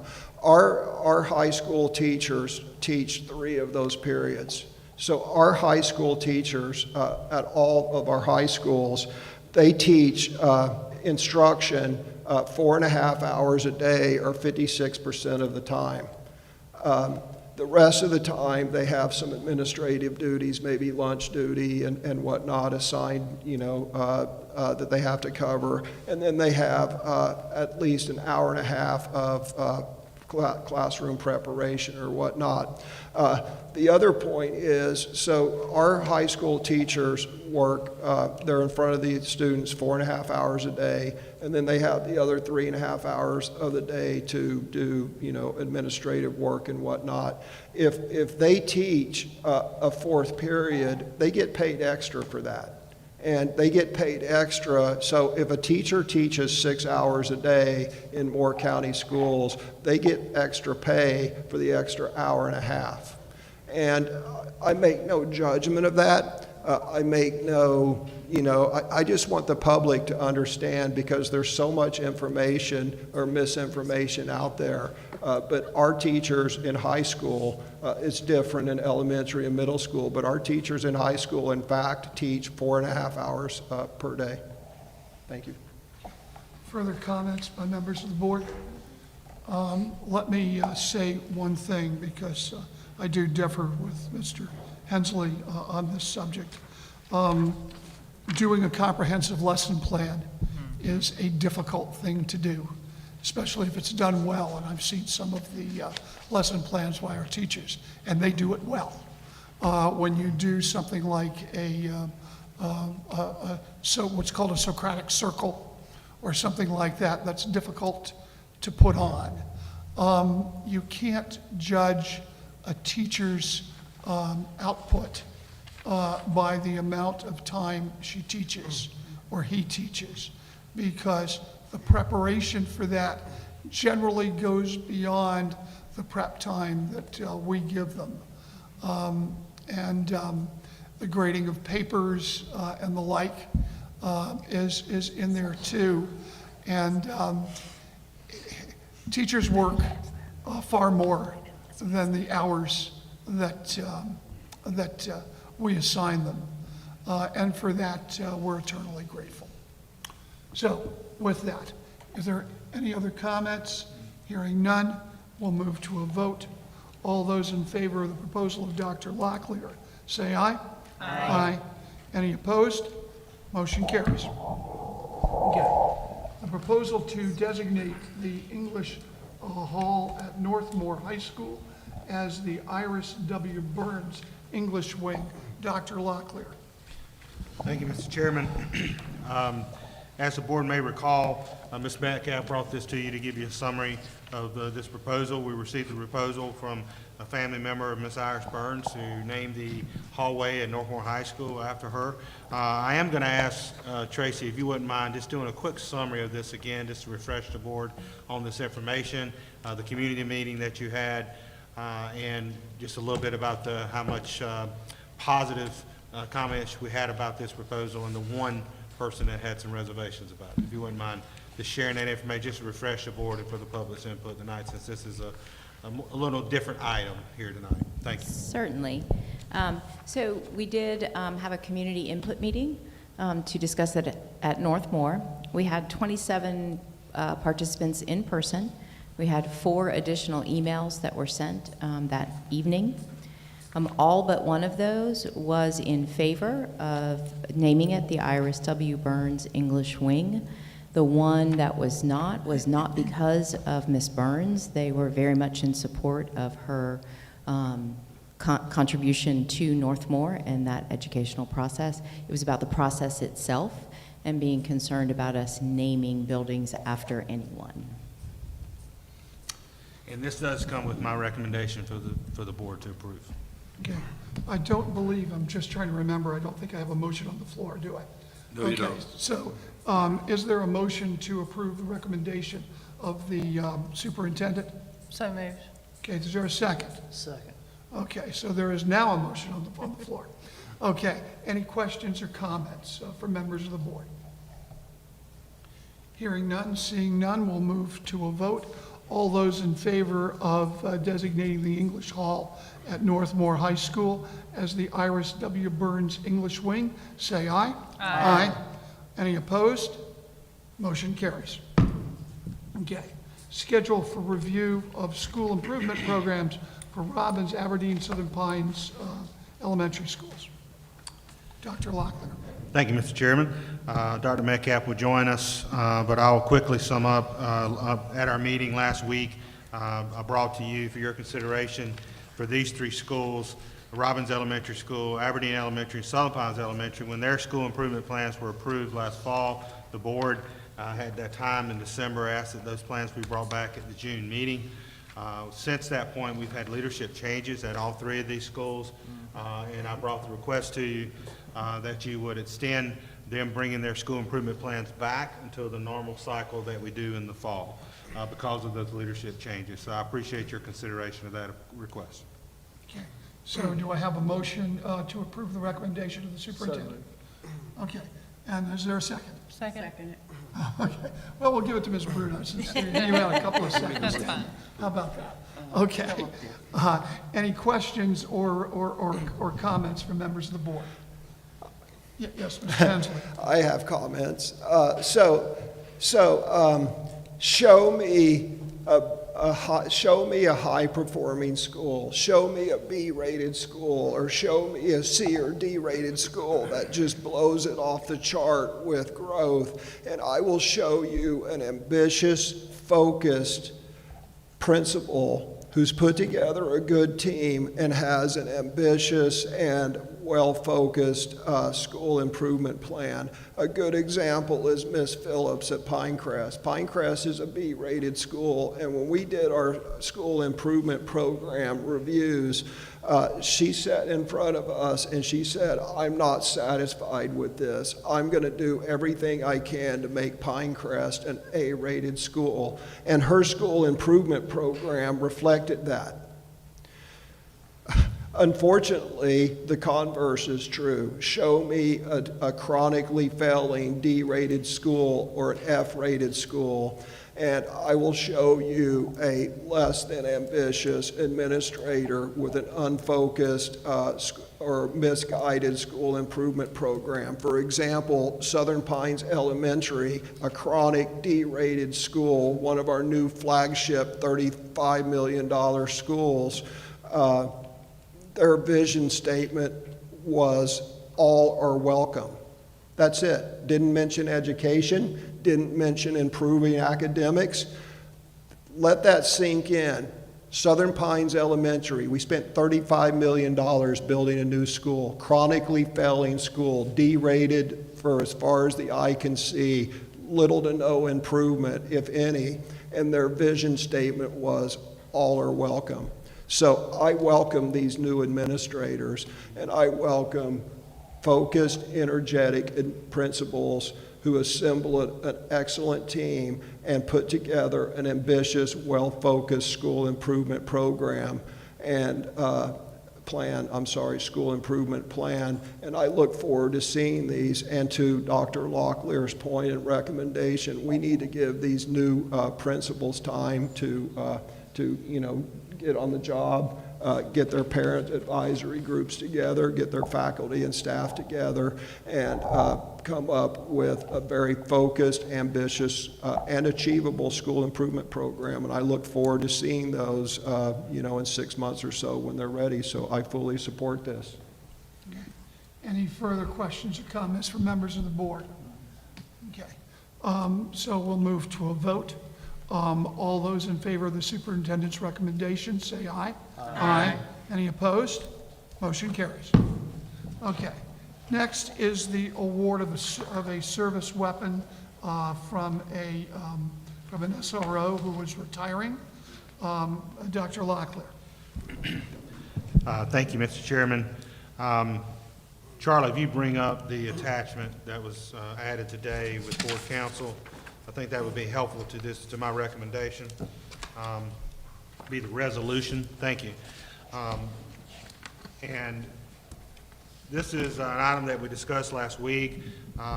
Based on council feedback, the general statute that allows for a governing agency to award a service weapon to a retiring police officer. Council did note in my discussions with them that they do believe that the Moore County Board of Education is a governing agency, but that Board of Education is not explicitly stated in the statute. And so, council, and please correct me, council, as I'm summing this up. Rich, please come in.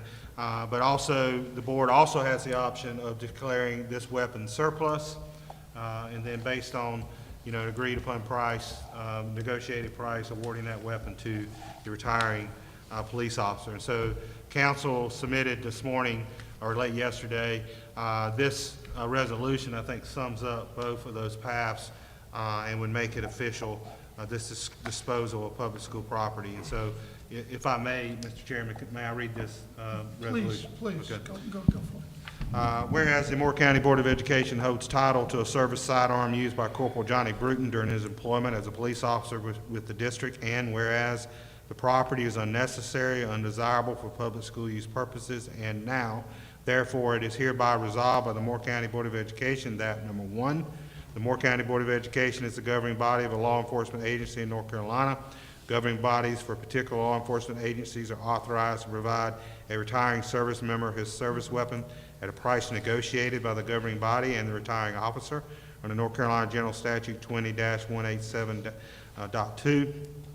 In order to sell a service weapon at a price negotiated between the parties, a school board may also determine certain property to be no longer necessary for public school purposes pursuant to North Carolina General Statute 115C-518.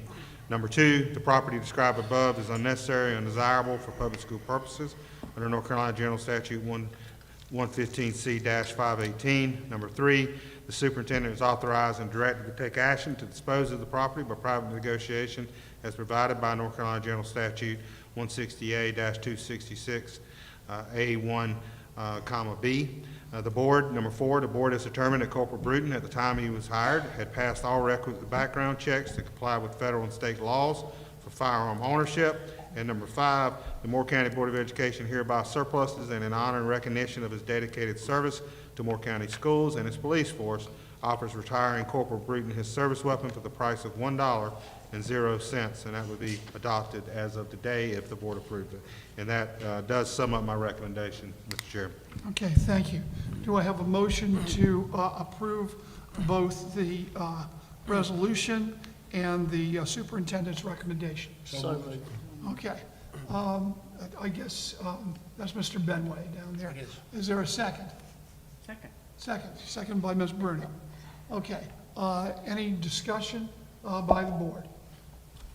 I have I figured that. I have a stack of discussion stuff, but I'll defer to anyone else to go first, though. Okay. Go ahead, Mr. Hensley. So, I'm gonna reserve mine for last. So, Mr. Batchelor, if you could go back to the agenda item, please, and scroll down and pull up General Statute 21-187 first. Thank you, sir. So the first thing I want to point out is during the work session, and I haven't heard back from this, if you go down about 6 lines, it says the governing body of a law enforcement agency may in its discretion also award a retiring officer their sidearm. Okay, so so it says the governing board. We learned during the last work session that the previous superintendent unilaterally did these transfers, and that's not what the general statute says. It says the governing body, and the previous superintendent is not the governing body. Was that looked into in the last week, Dr. Locklear? I mean, are there more instances than one? I know that we discovered there was one instance. I didn't do any further research going into past history. We've had other retiring officers obviously in many years. Right. But I didn't do a deep dive on that research, no, Okay, sir. thank you. I mean, we've all been busy. I just want to make it clear that we've had one or more transfer of weapons to retiring officers unilaterally made by the previous superintendent, and that appears to be in contrary to the North Carolina general statute. And depending upon whether a background check was done or not, it may be contrary to federal law. So as a board, we need to not be in the business of improper or perhaps illegal weapon transfers. So we need to look into that. And if we need to gather those weapons up and or circle back around and do it properly, I would feel much better about that because, we may be in legal jeopardy and or have some liability out there. So So let me continue. I made 3 arguments against this last session, but before I go, this has nothing to do with the officer in question. I understand the custom. I understand the tradition. But we have to make sure that we're following the law, and we have to make sure that we're not compromising our integrity. I said this during the work session, and I mean it. I mean, if the retiring officer, I own one of the largest law enforcement military distributors in the country, and I would be more than happy. I would be proud to give this officer a brand new weapon free of charge for his service or her service, but under no circumstances am I going to tolerate us breaking the law and or compromising our integrity, and I'll explain why both of those are going to happen if we're going to do this. First, let me say my first argument. My first argument is one of fairness. We have, how many SROs do we have? Is Chief Hardy here? 14, including the chief. So we have 14 officers out of 1,800 employees, and that's one of the problems of having a law enforcement department when we're not really in the law enforcement business, is we're expected to give a gift of approximately $500 or $600 value to 14 out of 1,800 employees. You know, I don't see us giving bus drivers retirement gifts. I don't see us giving teachers. I don't see us giving food service workers. I don't see us giving teachers' assistants. I don't see us giving anyone $500 to $600 gifts other than retiring SROs. So my first argument is one of fairness. But I also believe that it is contrary to law, and I'm going to dig into a little minutia because I have a few things highlighted here. An interesting thing about this statute is, remember there on line 1, 2, 3, 4, 5, it says the governing body of a law enforcement agency may, in its discretion, award a retiring member their service weapon. You're like, yeah, that's it. Unfortunately, if you scroll down, and Charlie, if you don't mind highlighting this a little bit so that people can see it, where it says, down 2 lines, this is like a Simpson episode, down 1 more line where it says governing body shall mean. If you could highlight that, I don't know if you can, but it says governing body shall mean for county and local alcohol beverage control officers, the county or local board of alcoholic control. Okay, these are not alcohol control officers. Then it says, for all other law enforcement officers with jurisdiction limited to a municipality or town. Well, first of all, that's not our officers. For all other law enforcement officers with jurisdiction to a municipality or town, the city or town council, right? We are not a city or town council. We are a school board. We are a board of education. Then it continues, for all other law enforcement officers with county-wide jurisdiction. Well, our officers do not have county-wide jurisdiction. Our officers have jurisdiction on campus and campus alone. The Board of County Commissioners, right? So the General Assembly, when they laid out this statute, they specifically enumerated those bodies who they wanted to empower to do this.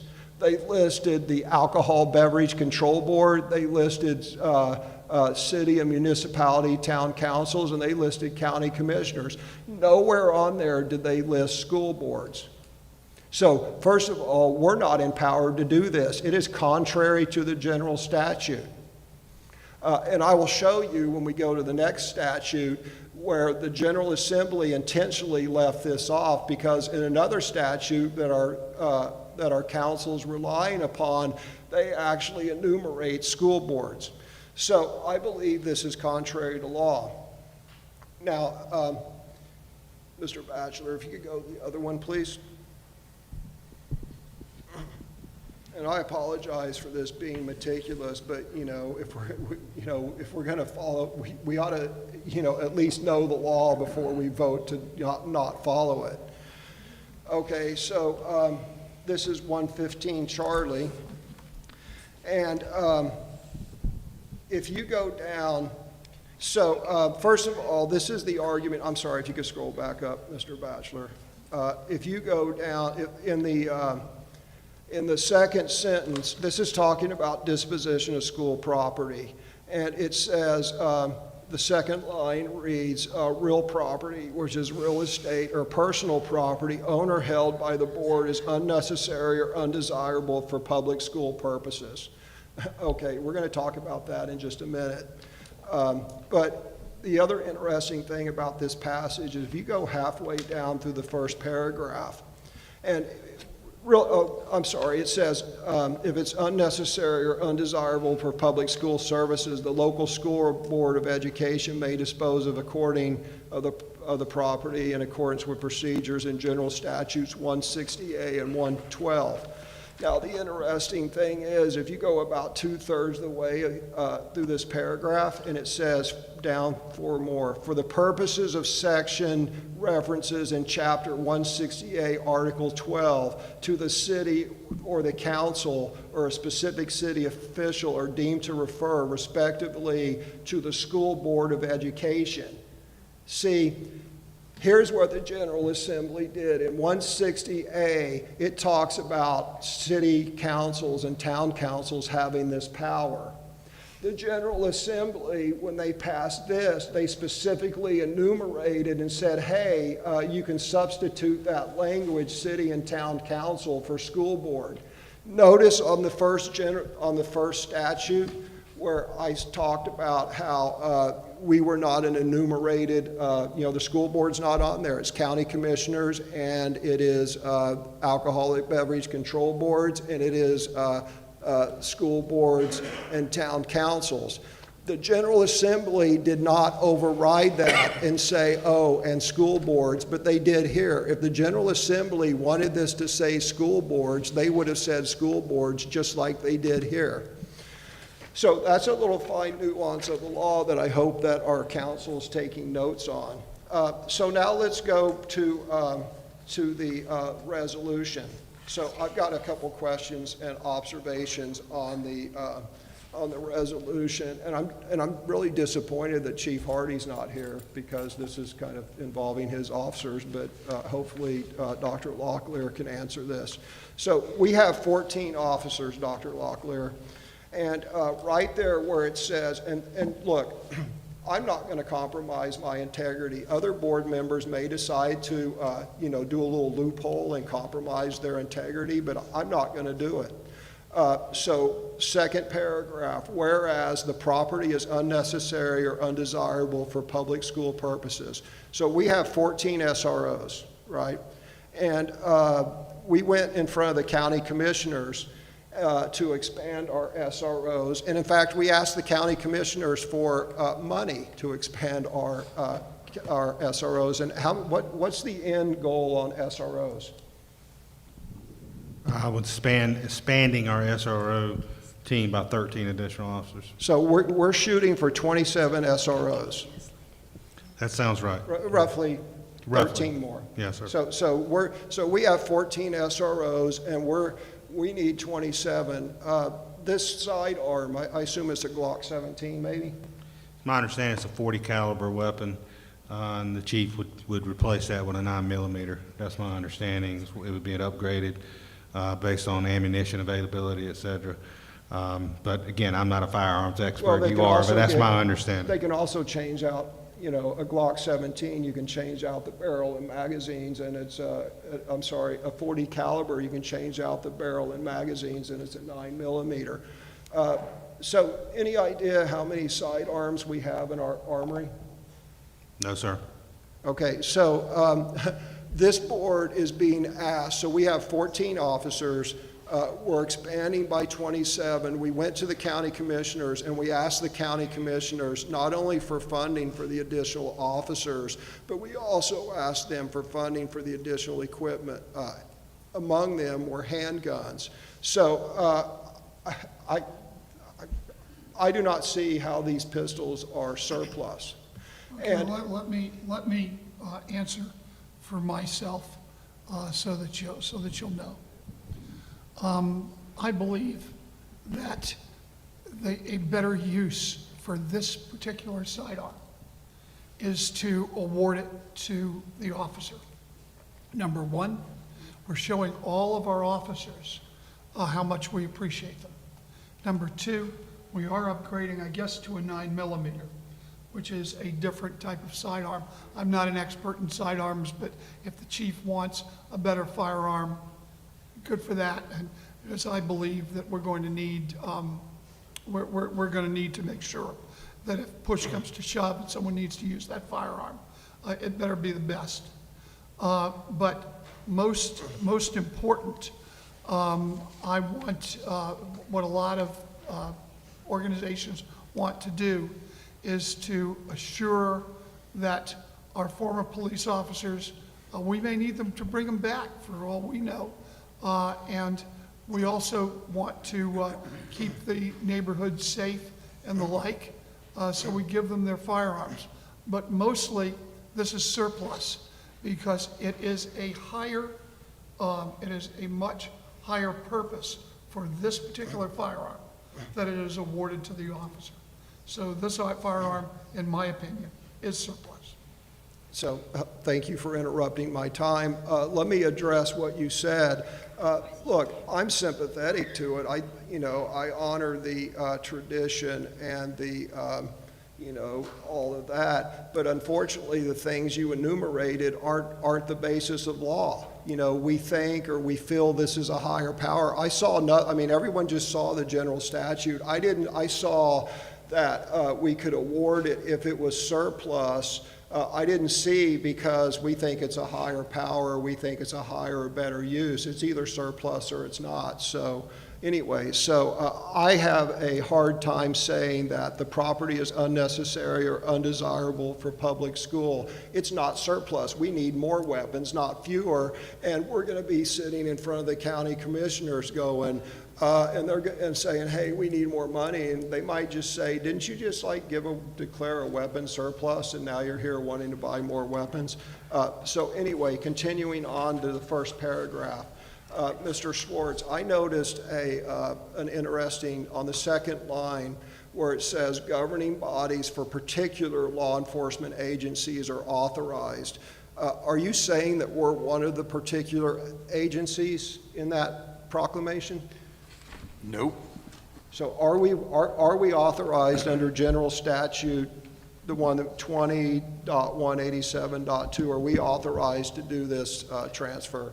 Not specifically or explicitly, but the way the first paragraph is worded, excuse me, it gives the example of what other agencies are authorized to do under 2187.2, and then it says, in order to sell a service weapon at a negotiated price between the parties, a school board may also determine certain property no longer necessary for public school purposes. Right. It's designed to just put enabling language in there. So very specific question, and I appreciate your redirect, but there's two issues there. The first issue is whether or not you believe we are qualified under General Statute 20.187.2, since we're not enumerated, and the General Assembly enumerated those specific governing boards.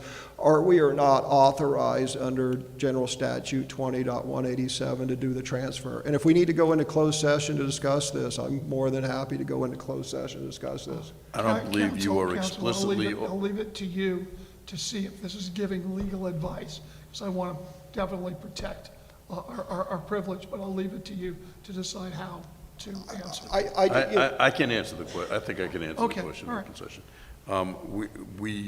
We pointed out that we did not believe you were explicitly authorized under 2187.2 to dispose of the firearm because of the concerns that you've pointed out. Right. So we pointed that out initially. Okay.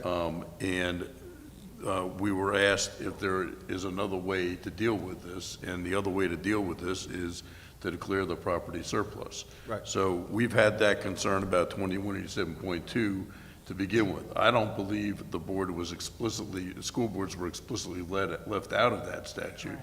Yeah. And I believe, of course, there's no way to prove this, that it's simply an oversight because it's such a rare thing to have a company police force for a Board of Education. But the way this is worded in here is to point out the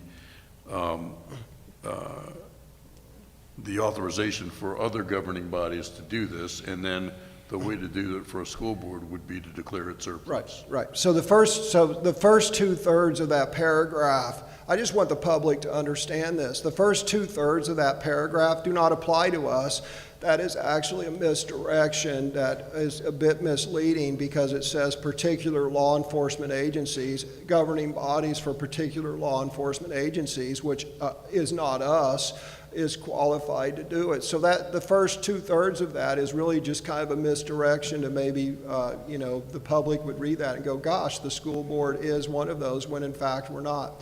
So then it goes to the Then it says, so really the only thing that's in effect there is that in order to sell a service weapon at a price negotiated between the parties, a school board may also determine certain property be no longer necessary. And back to my point, and I have a few other points because we're going to dig into 115C here in a minute.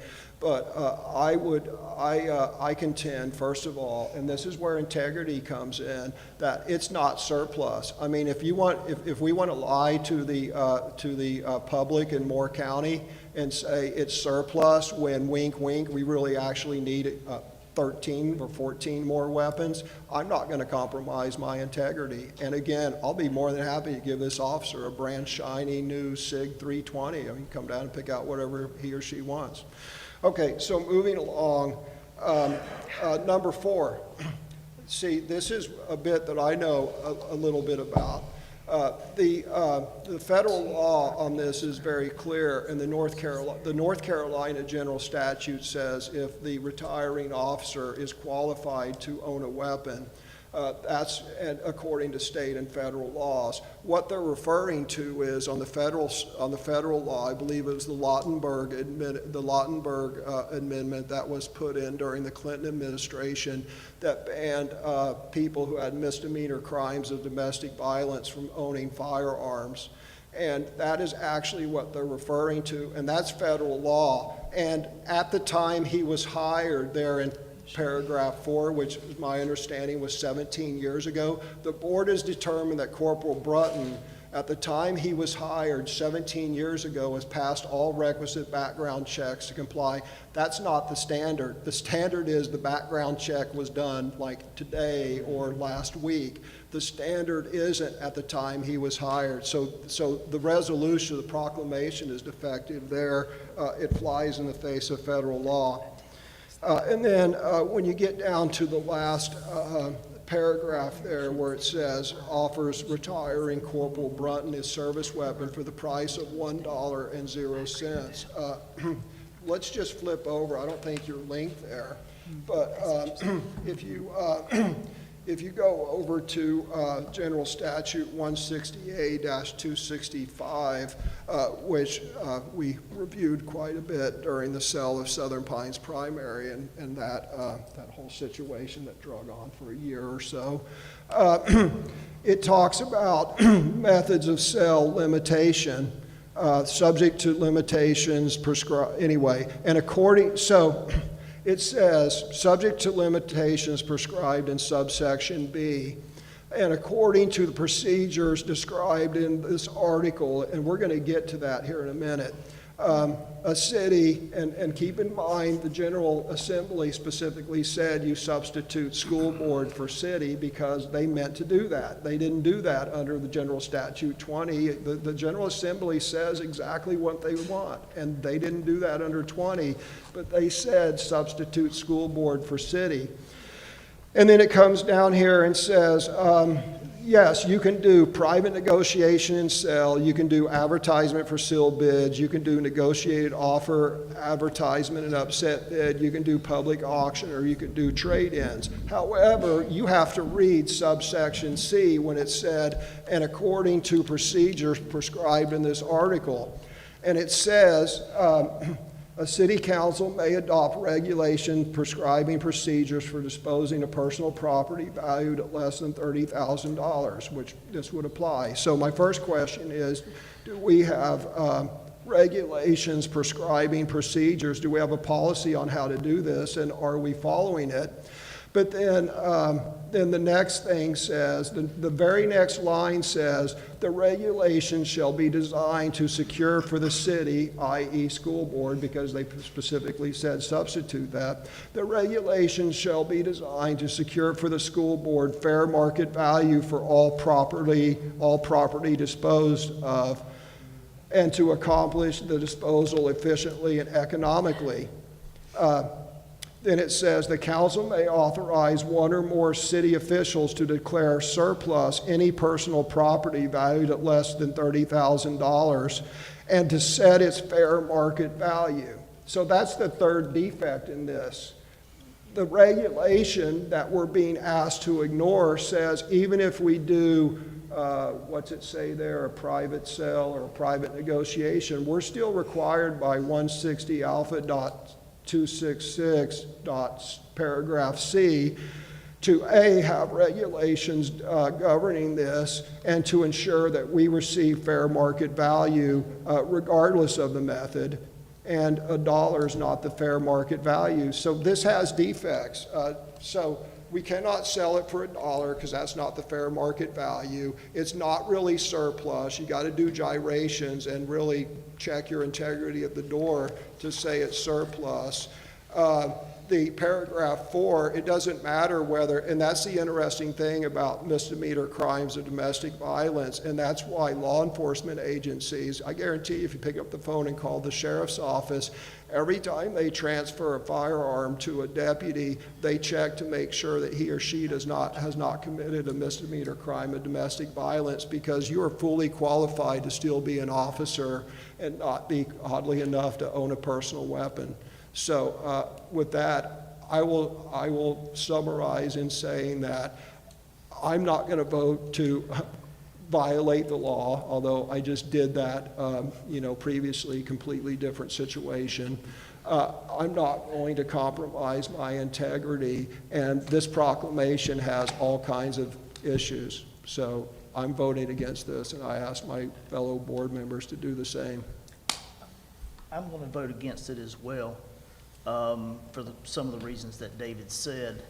And also, looking at the resolution where it says the property is unnecessary or undesirable, that's completely false.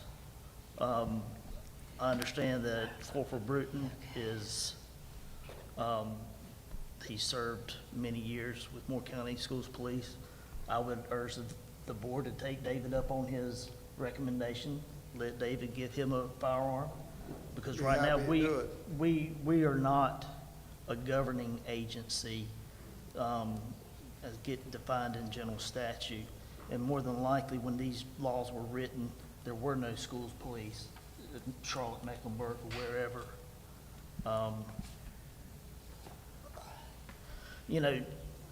Whenever I was reading the resolution, I was like, yeah, okay, I like it, yeah. But then listening to David and looking and diagramming everything that he said, we really don't have the authority to give him a firearm. And so I would ask that all the board members let's table this and take David up on his offer. I have a comment. I actually have a question for Dr. Lockley, or maybe some clarification. I'm sorry if I'm putting you on the spot. Did I understand you to say that Chief Hardy is going to be in the process of buying new updated firearms, 9mm, and we currently have, what are we using right now? It's my understanding, yes, ma'am, that the sidearms will be, he gets for new officers, and correct me if I'm wrong, are 9mm sidearms. This is a .40 caliber weapon, so okay. What would we do with the weapon that they're carrying now once the 9mm are ordered? And would we be replacing the ones that they're holding now, or are we only ordering more for what we intend to hire? And again, I might be asking a question. I don't know the exact answer to that. Okay. I think it probably a little of both. I don't know, Tracy, you have any thoughts? I believe the goal is to replace all of them with 9mm so that they're standard across, and due to the difficulty in the ammunition. Okay. What would we do with the firearms that we have currently if we do replace all of them? My understanding is we would surplus them, but again, I'm not an expert on that policy. So I understand, I totally understand your protection, you're wanting David to protect us, but I do believe that in the near future we would have a surplus. I don't think right now it's not going to be an issue of it being a surplus in the near future. So for that reason, I do disagree. Now on number 4, I do believe that we do need to change the word hired to either the day of that we sign the resolution, or at the time that the gentleman is officially retired if he is not already. So those are my thoughts. So yes, let me do a little clarification here, Mr. Chair. I'm responding back directly to. So first of all, when you're going, as I pointed out earlier, when you're going from a .40 caliber, say a Glock 22 to a Glock 17, that is just a change of a barrel and magazine. So you could go out and you could buy a brand new pistol for $500, or you could spend $200 for a barrel and, you know, a couple magazines. Yeah. It's the exact same frame, it's the exact same slide. So I'm not sure that we know how we're going to do this. The second issue is that if we bought new pistols, we would trade these in, and we would get fair market value for the trade-in. And then finally, if you read General Statute 160, which oddly isn't linked here, you'll see that regardless of what we do, see, General Statute 20-186, it allows us to give it away free of charge, but per our council, we can't do that because it doesn't apply, because it doesn't enumerate a school board. So 100% of this resolution, we just talked about that. The first 2/3 of that first paragraph is talking about other agencies. So then the only thing that applies is that we're going to declare it surplus. So it's very arguably surplus. I don't believe it is, but okay, we could say we're going to trade them in and we're going to destroy them because of whatever. But it doesn't matter, because if you read, General Statute 115C, I got my general statutes confused. If you read that, you have to get fair market value. There is no sell it for $1. The only thing that allowed us to sell it for $1 was the General Statute 20-187. And I'll be more than happy to pass down, I've got it highlighted here, where 160 says, and I'll read it again. Regardless of the method, whether you're doing a negotiated sell or sealed bids or a public auction, the regulations shall be designed to secure for the city or school board fair market value for all property disposed of. Then it says the council, the school board, may authorize one or more city officials to declare surplus any personal property valued at less than $30,000 to set its fair market value and to convey. But it constantly says you have to get fair market value, and $1 is not fair market value. So any way you look at this, regardless of how you feel about it, you know, it isn't legal. And it's contrary to the general statute, so therefore we should not do it. I just heard the chair and other people say, I'm not going to vote for the school calendar thing because it's contrary to law. Right, well, that's what I understand what you're saying. How could we table it to make sure that we are following the law when does the gentleman retire? He already did. He already did? He's already retired. Okay, thank you. I'm sorry, thank you. Council, Are we breaking the law? could we write this in a different way that would cover us 100%, no questions asked, and acknowledge that we will soon have surplus and change the hired to whatever date we need to? Or if, We could modify it to address some of these concerns, but ultimately it's going to be up to the board to decide whether or not this is surplus.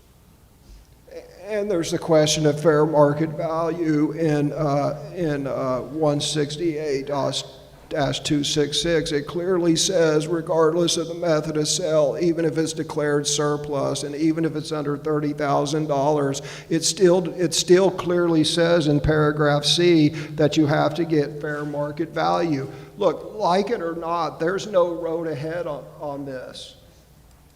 Okay, further questions or comments? You by could have a board motion to table this if you wanted to. I made a motion to yes, table. that's what I wanted to do. That's Yes, what sir, I I'd would like to think. make a motion to table this. Is there? Thank you. Okay. So there's a motion to table. Is there a second? Second. There's a motion to table and a second. Are we tabling it to a specific date?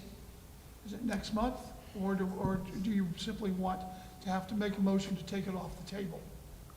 You'd have to make a motion to take it off the table unless it's to table it to a specific date. I think it'd probably be better to just put it on the table for now and then figure out what you want to do. Could we have a 5-minute recess? Is that, can Well, we do that? we can't have an ad hoc meeting during the recess. Well, I need to use the restroom. Yeah, well, okay, we're going to be in recess for 5 minutes.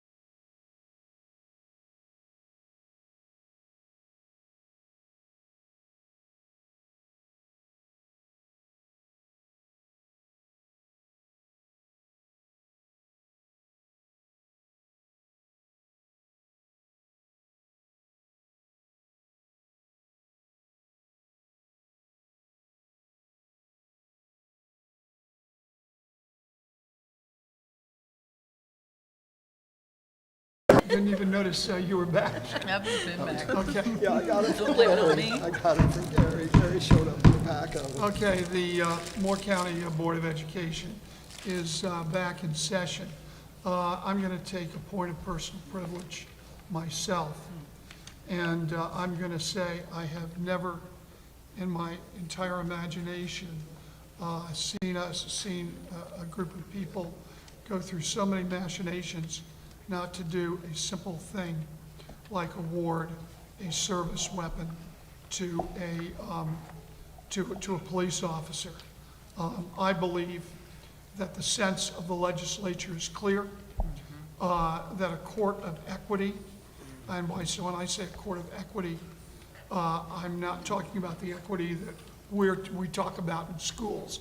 I'm talking about there being two courts, one court of law, one of court of equity, and we function sometimes as a court of law and sometimes as a court of equity. And the best way to talk about a court of equity is to use the old Dickens phrase, and I fear that if any children are listening, I apologize, but it's PG-13, that if the law does this, then the law is an ass. And so what you do is you go to the equitable side of the court and you say, what did the legislature intend? And the legislature intended us to transfer a weapon. And it is surplus. There is no doubt in my mind as your chairman that this is surplus. And there is no doubt in my mind that this is of nominal value and the acceptance of $1 is appropriate. That being said, which there is a motion to table on the floor. I'll call for a vote. I'd like to discuss the motion to table it. The motion to table is non-debatable. I did a point of personal privilege. Okay, we're going to. Okay, Mr. Chair, I request a point of personal privilege. No, we're going to go. Well, wait a minute, Mr. Go, Chair. Why do you get a point of personal privilege and I don't? Well, because I don't want to drag on the debate. I think you're going to win the resolution, and good for you. I'm just. So you're saying I can't have a point of personal privilege? Okay, I will give you a point of personal privilege. Good, Go thank ahead. you. So the reason I wanted a point of personal privilege isn't to debate the tabling it, although I do have a question what we're going to gain by tabling something so flawed. But here's my point of personal privilege. I was asked the question when I was out talking to people in the galley. By the way, thank you everyone for showing up and sticking around. Someone asked me, how do you reconcile your earlier vote to violate the state law about the school calendar law, but now you're such a stickler for the law? I can answer that with a little help from a friend, and that is when I made a conscious vote of civil disobedience against the school calendar law, I cited our fiduciary responsibility to ensure the best education we can. And I also cited the North Carolina Constitution that every student has a right to a free basic education. And those two together, it's our fiduciary duty to provide the best education we can. And therefore, I believe that the general statute that covers the school calendar is contrary to both the state constitution because it does run counter to the best education we can provide, and it is counter to our fiduciary responsibility. Therefore, I voted against it because I believe that, as I stated, it is against the North Carolina Constitution and it's against our fiduciary duty. However, if you contrast it with this, there is no constitutional right to someone getting a free or reduced price firearm, nor is it our fiduciary duty to give retirement presents to anyone. So therefore, that's how I reconcile those two things. So that is my point of personal privilege. Thank you. Okay, and I'll take the last word myself, and that is that I personally believe that this officer deserves his service weapon. The service weapon is important to the officer. I think it should be important to us, and I do believe that that this is not civil disobedience, but I believe it's a sense of the legislature that we're able to do it. With that, we'll call for a vote on the motion to table. All those in favor? Can I withdraw the motion to table and we just vote on the resolution? Is that possible?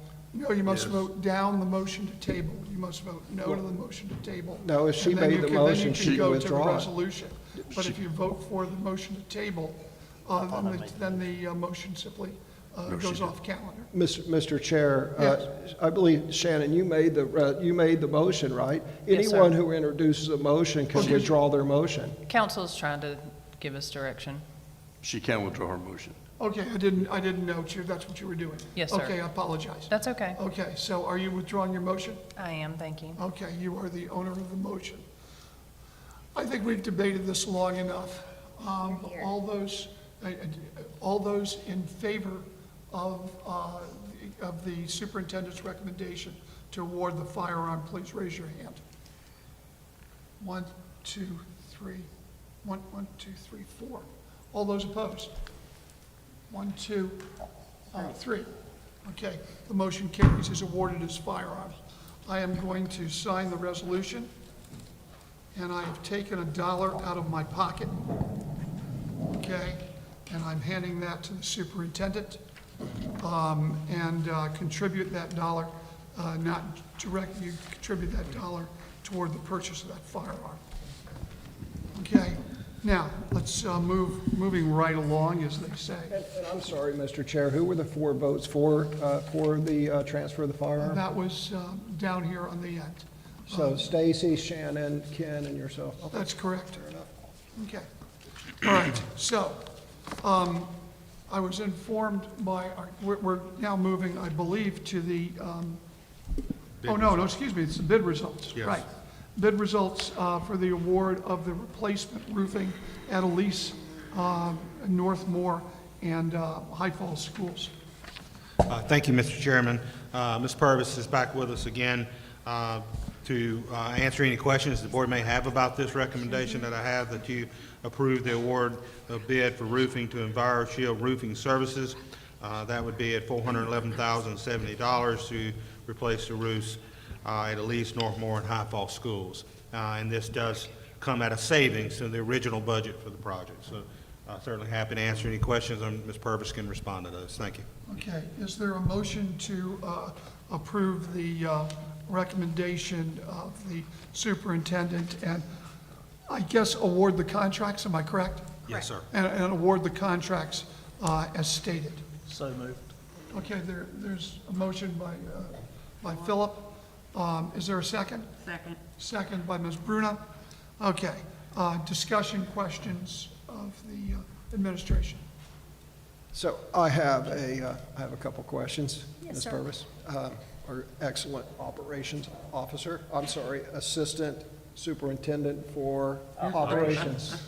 We just renamed all the titles. We no longer have executive officers. We have assistant superintendents, which is good. Anyway, so this board, when we took office, we decided, we actually had previously announced this, but we decided we were going to circle back, as Jen Siraki would say, we're going to circle back and we're going to revisit all of the capital improvement projects which had been previously costed and approved by the board, but the money had not yet been expended. And I've lost track. Is this the second one or the third one? I think it's the second one, right? Or the third one?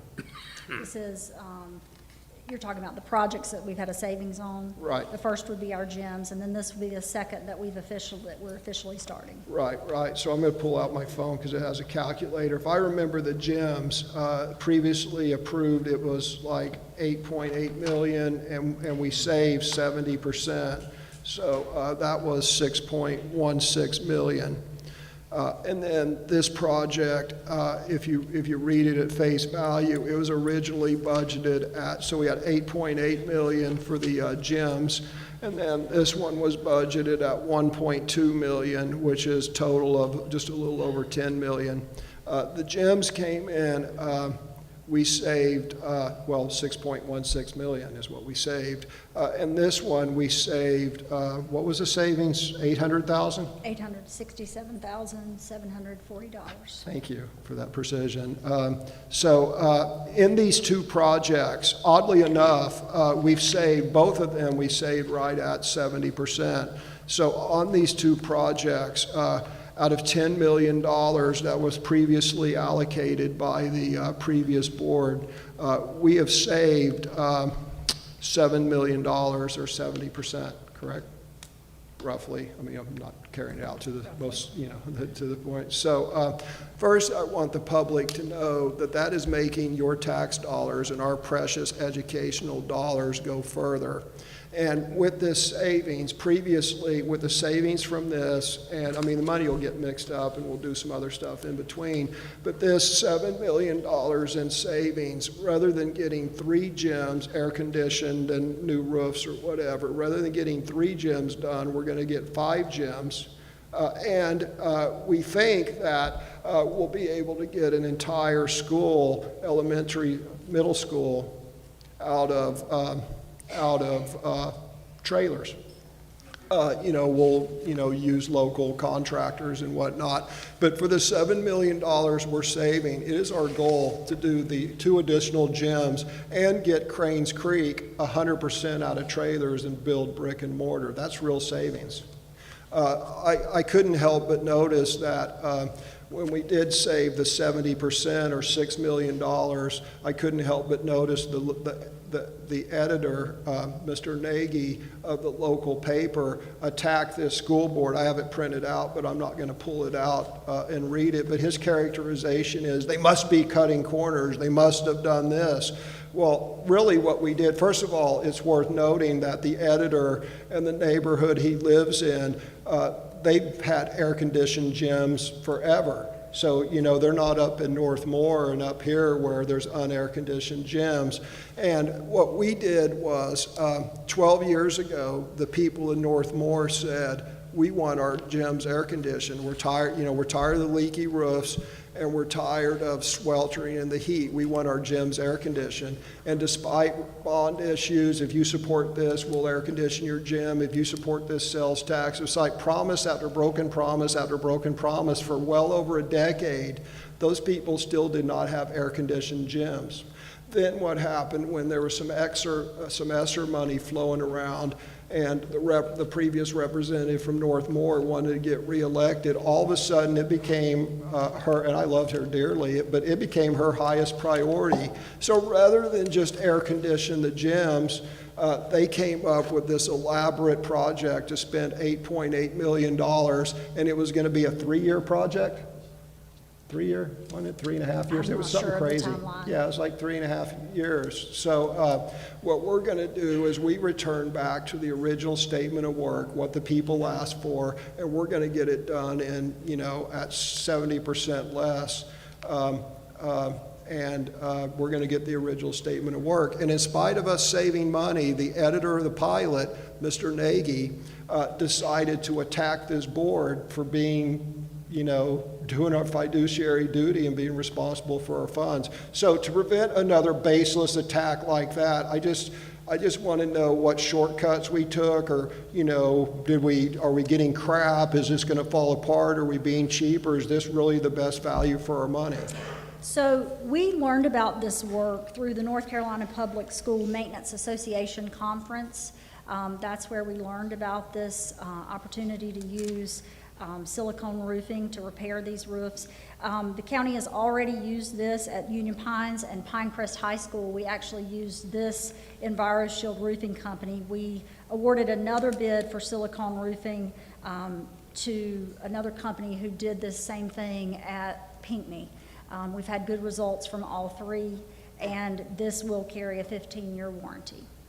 Yeah, okay, thank you. One other thing I forgot that I left out when I was talking about the gyms and the unfair, misleading, and, outright lying in the editorial that Mr. Nagy wrote was, they must have cut corners. They must have cut corners. No, Mr. Nagy, we didn't.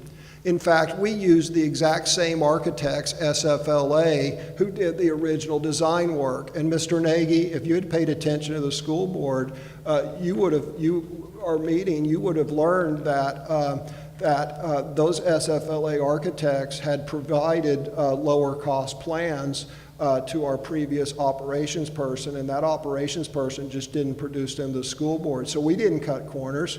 We used the exact same architects, designing to the same high standards that they've done in the past, and those designs are going through the exact same review process at the North Carolina Department of Public Instruction, the same organization that doesn't allow academic waivers as a reason for changing your school calendar. But setting that aside, we did not cut corners. We used the exact same architect firm doing the same high quality design work, and our plans are designed by the North Carolina Department of Public Instruction, just like the previous ones were.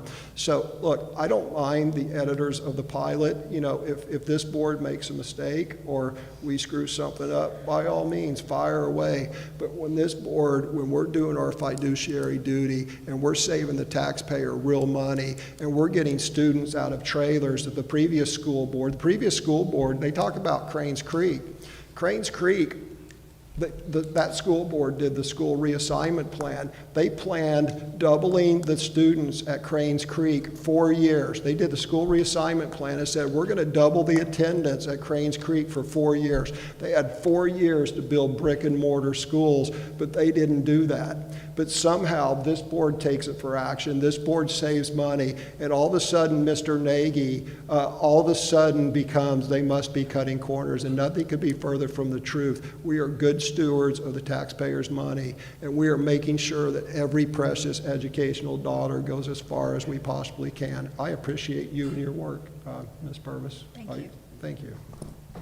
Okay, further questions or comments by members of the board? Hearing no further questions or comments, we'll move to a vote. All those in favor of the superintendent's recommendation and the award of the contract, say aye. Aye. Any opposed? Motion carries. Okay, we'll move into the last item of business, and that is the appointment of the Sandhills. Proceed by motion.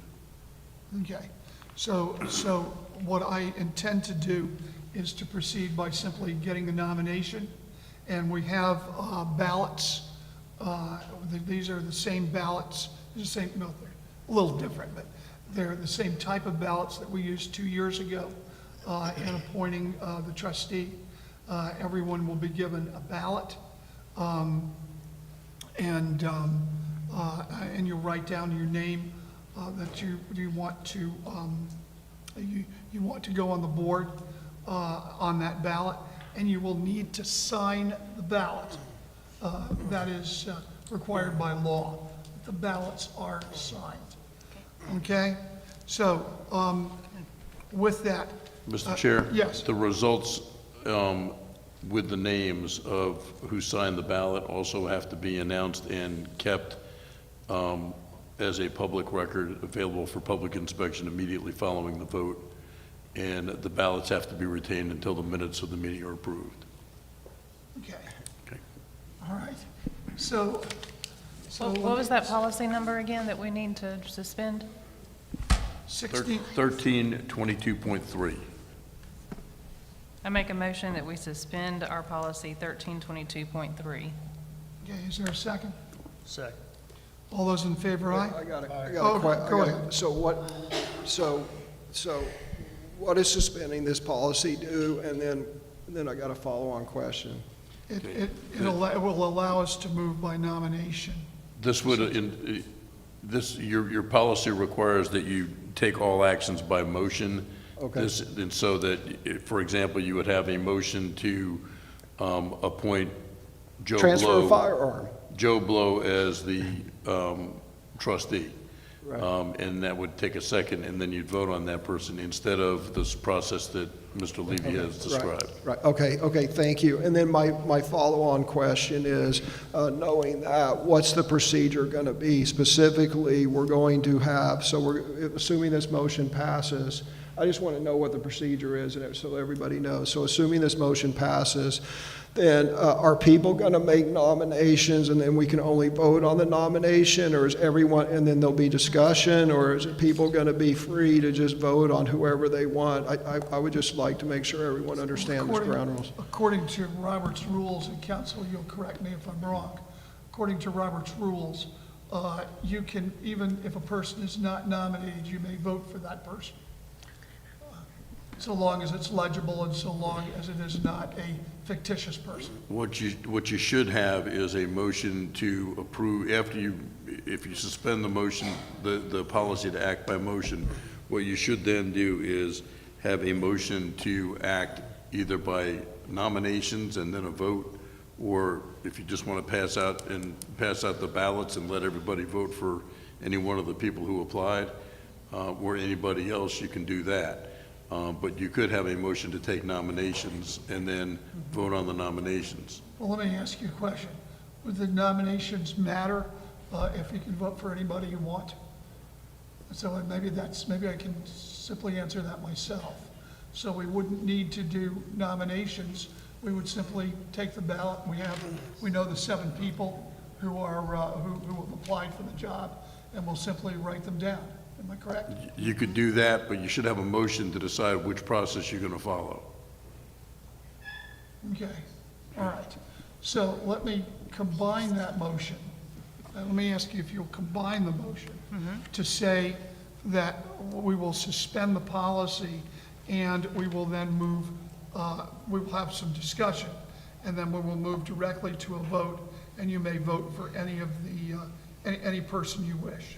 Okay. And we'll simply not have nominations. Is that okay with the board? Is that, okay? So, Because I want to make sure that everybody's Yes. okay with this. Counselor, Yes, he wanted to say something. yes.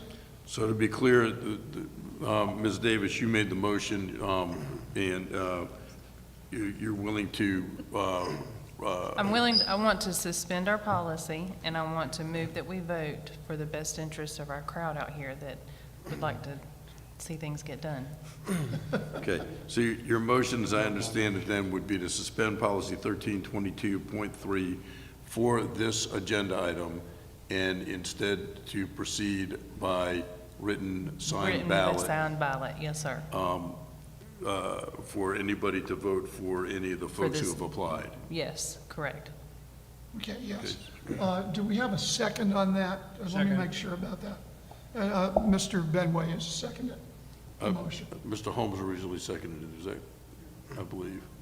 Okay, No, all right, so give it to Mr. Holmes. Are you acceptable? Do you accept that? Okay, so Mr. Holmes, sorry, Ken. You owe me, Phil. All right, so is there any discussion on this motion? So, yeah, I do. And just real quick, I'm sorry, I was thinking about something else. So there's not going to be nominations and people can vote for anybody. Is that correct? Any of the individuals who applied was, I think, Right. what it was. Okay, So got it. is that, to restate the motion is to suspend policy 1322.3 for this agenda item and proceed by signed written ballot to vote for any of the individuals who applied for the position of SCC Board Trustee. Correct. Okay, all right, so does everybody understand that? Okay, is there any further I just discussion? have one Yes, more ma'am. question. After we vote, what happens with the ballots? Go read them out loud. Well, Do you do it? or- I'm going to, actually, I'm going to refer it to our board assistant together with council to count the ballots. And then they will announce the ballots if we don't have a majority. And I understand under Robert's rules, once again, we must have a majority. That's All right? correct. Correct? Okay. So then we will re-vote. And we'll re-vote until we get a majority, or until you get tired and you decide you want to put it in another meeting. I don't know what's going to happen. Whether we'll have a majority of the first ballot, the second ballot, or the third ballot. Right. We will announce, when you pass the ballots back in, we'll announce who voted for whom. Okay, Okay? fair. Okay, so, everybody understand that? Think so. Okay. Is there any further questions or comments on the motion? Okay, hearing none, All those, I have discussion. no, Yeah. that's fine. I'm going to give you a chance to discuss Okay. any of Yep. the candidates that you want. Yep. Everybody will be able to discuss that, no problem. Okay. All those in favor of the motion, say aye. Aye. Any opposed? That motion carries. So before we vote, I'm going to give people a chance to state whatever they'd like to state with regard to the candidates. Anybody? Mr. Hensley? So, I take this very seriously because one of our responsibilities is nominating people to the Sandhills Community College Board of Trustees. And let me start off by saying 2.5 years ago, by an overwhelming majority, the citizens of Moore County voted myself, Levy, and Holmes on this school board to reform the school board and reverse the direction and to stop some things that the public did not like. And then 6 months ago, 2 years later, 6 months ago, the citizens of Moore County once again overwhelmingly elected Ms. Davis, Mr. Benway, and Ms. Bruno, Shannon, Ken, and Pauline, to the school board to continue the progress that we've made. And, we've made remarkable progress. We've returned focus on academics. We're, focused on excellent operations, returning safety and security to our schools. We got rid of illegal and intrusive surveys. We passed a parental bill of rights. And it's our responsibility to extend that to our nominations to the Sandhills Community College Board of Trustees. 3 weeks ago, I started spending some time in preparation of this. I started spending some time on the Sandhills Community College Board of Trustees website. And it is absolutely remarkably unsatisfactory, the illegal and improper things that they've been doing for years, maybe as long as a decade. And I've just got a summary of some of those things. And I am saying all this to point out the need for reform. Their meetings for years, maybe as long as a decade, have been held in secrecy. Their meetings have all been improperly noticed. They simply are. They did not notice their meetings. They held public meetings. They held public meetings at exclusive country clubs. They held their public meetings. They had 5 of their public meetings in the last 2 years at the Forest Creek Country Club, the most exclusive country club. This is a public meeting. This is their business meeting. This isn't a retreat. It was a business meeting. They had it at an exclusive country club, Forest Creek, behind a gated community. They've been holding committee meetings. If you go through and you look at the minutes of their meetings, their meetings are 100% committee reports. They have 5 or 6 committees, and all they do is their staff doesn't even talk. It's Larry Cadell, like, barking orders at people and, interrogating the staff. So none of their committee meetings are noticed, and they don't publish minutes of their committee meetings, once again, in violation of open meeting laws. They've been holding, and this is in the minutes, this is all in the minutes of their meeting. They were holding email meetings and votes. They were voting via simultaneous email outside of meetings. They were destroying public records. Their agenda for each of their meetings say that they're going to record the meeting, and then once they transcribe the meetings, they were going to destroy that recording. You cannot create a public record, the ultimate public record, which is a recording of an elected body, and then just unilaterally declare that that's not a public record and destroy it. Yet that's what they've been doing. And this is all in spite. It's a 12-person board, and there's at least 2 attorneys on that board attorneys on the board who should have known the law, but for whatever reason they didn't follow it. There's 2 county commissioners, former county commissioners on that board, Mr. Cadell and Ms. Graham, who I am quite sure went through ethics training, went through open meeting law training, and in spite of their training, they did not get on that board and insist that open meeting laws be followed. That's the kind of lawlessness that they've been having at the Sandhills Community College Board of Trustees.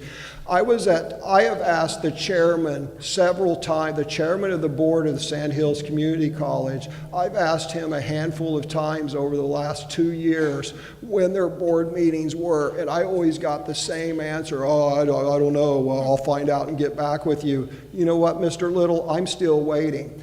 I was at 2 public meetings, and I see people in the audience agreeing with me. I was at 2 public meetings where members of the public stood up and asked the chair of the Sandhills Community College Board of Trustees when their next meeting was, and he gave them the same answer that he gave me. Oh, I don't know, I'll find out and got back with you. Those people are still waiting, just like I am still waiting. I had to do a public records request to find out when their next meeting is. By the way, it's June 5th.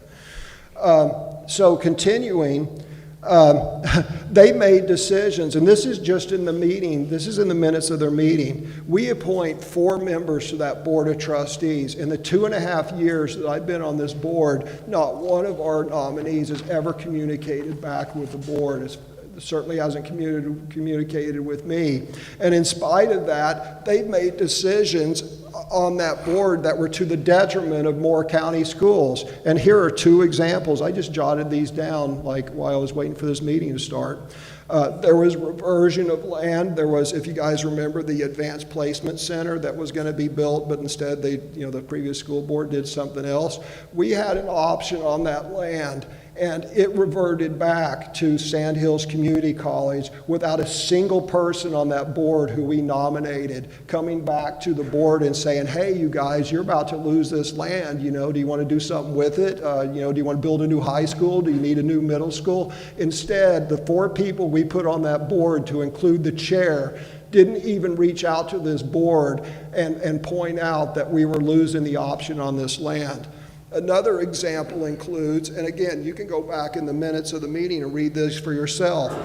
They decided among themselves that they were going to start charging Moore County schools for use of the Bradshaw Performing Arts Center, where before that was free of charge. Once again, the Board of Trustees of Sandhills Community College, to include the 4 people we put on that board, made decisions detrimental to the students and Moore County schools, and they didn't even have the decency to reach out and talk to the people that appointed them. Other things, just little tidbits here and there. They've taken board retreats. They've taken in the last 2 years, they've taken week-long retreats to San Diego, Las Vegas, and New York City. So congratulations to whoever gets appointed to the Sandhills Community College Board. Maybe they'll go to Spain next time. I have no idea. But in the last 2 years, junkets to San Diego, Las Vegas, and New York City, that needs to stop. I guess it's not enough that they have meetings at the most exclusive private club in Moore County in gated communities. They got to fly to Las Vegas and San Diego to have additional private meetings. Going through their record of votes for the last 2 years, and folks, I only went back 2 years. I could have gone back 10 years. But in 2 years, 100% of the votes were unanimous. There was not a single dissenting vote on a single issue on the Sandhills Community College Board of Trustees. You look up here tonight, we've had contention, we've had debate, we've had discussion, we've had 4-3 votes, we've had 7-0 votes. That is people who are discussing and debating issues. I got a recording of one of their meetings that I don't think they thought would get out. And instead of discussion and debate, you hear a lot of laughing and cutting up and this and that. What you don't hear are genuine discussions and debates. So this needs reform. The board, this is not a normal appointment to a board where we look and this person is the most qualified or this and that. We need the most qualified person for this time because we need reform. We need someone who's going to bring transparency. And we need diversity on the board. And by diversity, I'm not talking about superficial diversity such as skin color and gender and whatnot. I'm talking about true diversity. I'm talking about diversity of thought, background, and experience, because it's obvious that with 2 years of nothing but unanimous votes, secret meetings in gated communities, junkets in like New York City. I mean, why didn't anyone ever take a junket to Dayton, Ohio, or Laurinburg, North Carolina? So anyway, because of the need for reform, I am proudly going to cast my vote for Mr. Steve Woodward, because he is the man for the time. Steve Woodward is a journalist. Steve Woodward has a record of not caving in, not getting somewhere just to get along and vote unanimously. Mr. Woodward has a record of sticking to his principles and speaking out against injustices. And that's what this board needs. This board, not this board, that board, the Sandhills Community College needs to change their ways. They need transparency. They need to stop these secret meetings. They need to stop having votes via email and all of this stuff that they've been doing probably for a decade or longer. Thank you. Thank you. Any further discussion on various candidates? Okay. Seeing no further discussion, we'll move immediately to a vote. Cynthia, if you'll pass out the ballots. Thank you. Thank you.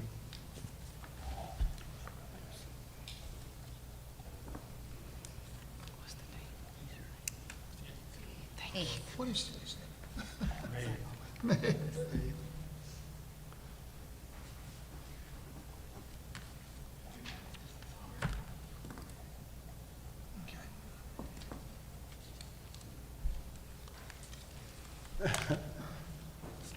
Wait, show us your palms. Cindy, show us your.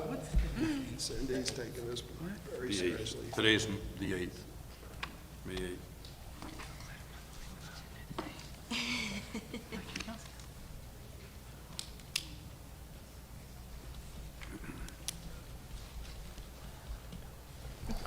I tried killing you.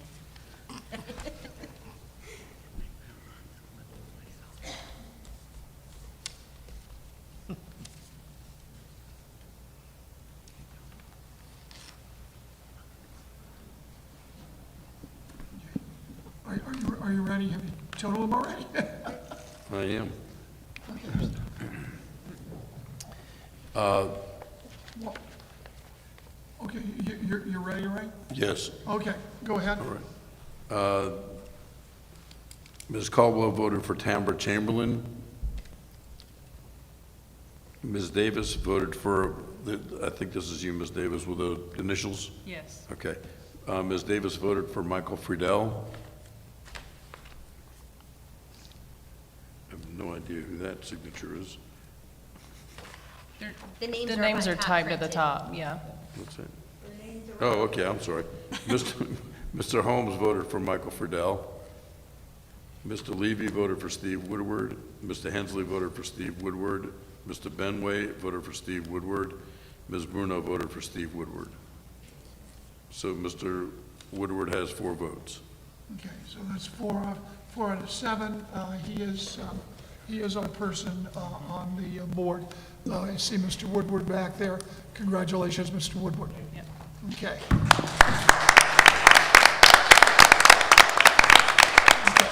Now, before we adjourn or go into the superintendent's report, I am told by council that we did not have a motion for the Consent agenda. the consent agenda, yes, I'm sorry. It's late in the evening. You need to revisit that. Okay, and that is, to remind everybody, that is our approval of Dr. Alpenfeld's recommendations. Yes. So do I have a motion? My to approve? recommendations. Your recommendation. I didn't know you had you have something to do with that? I was hearing from Dr. Alpenfeld. Yeah, that's all right. Is there a motion to approve Dr. Locklear's recommendation on that? So moved. Is there a second? This is for agenda item 6A. Yes, it is. Consent, yeah. was that? Consent agenda. Consent agenda. Okay. Was there a second? There's a second, Mr. Benway. Okay, any discussion? Well, Who made the motion, I'm sorry?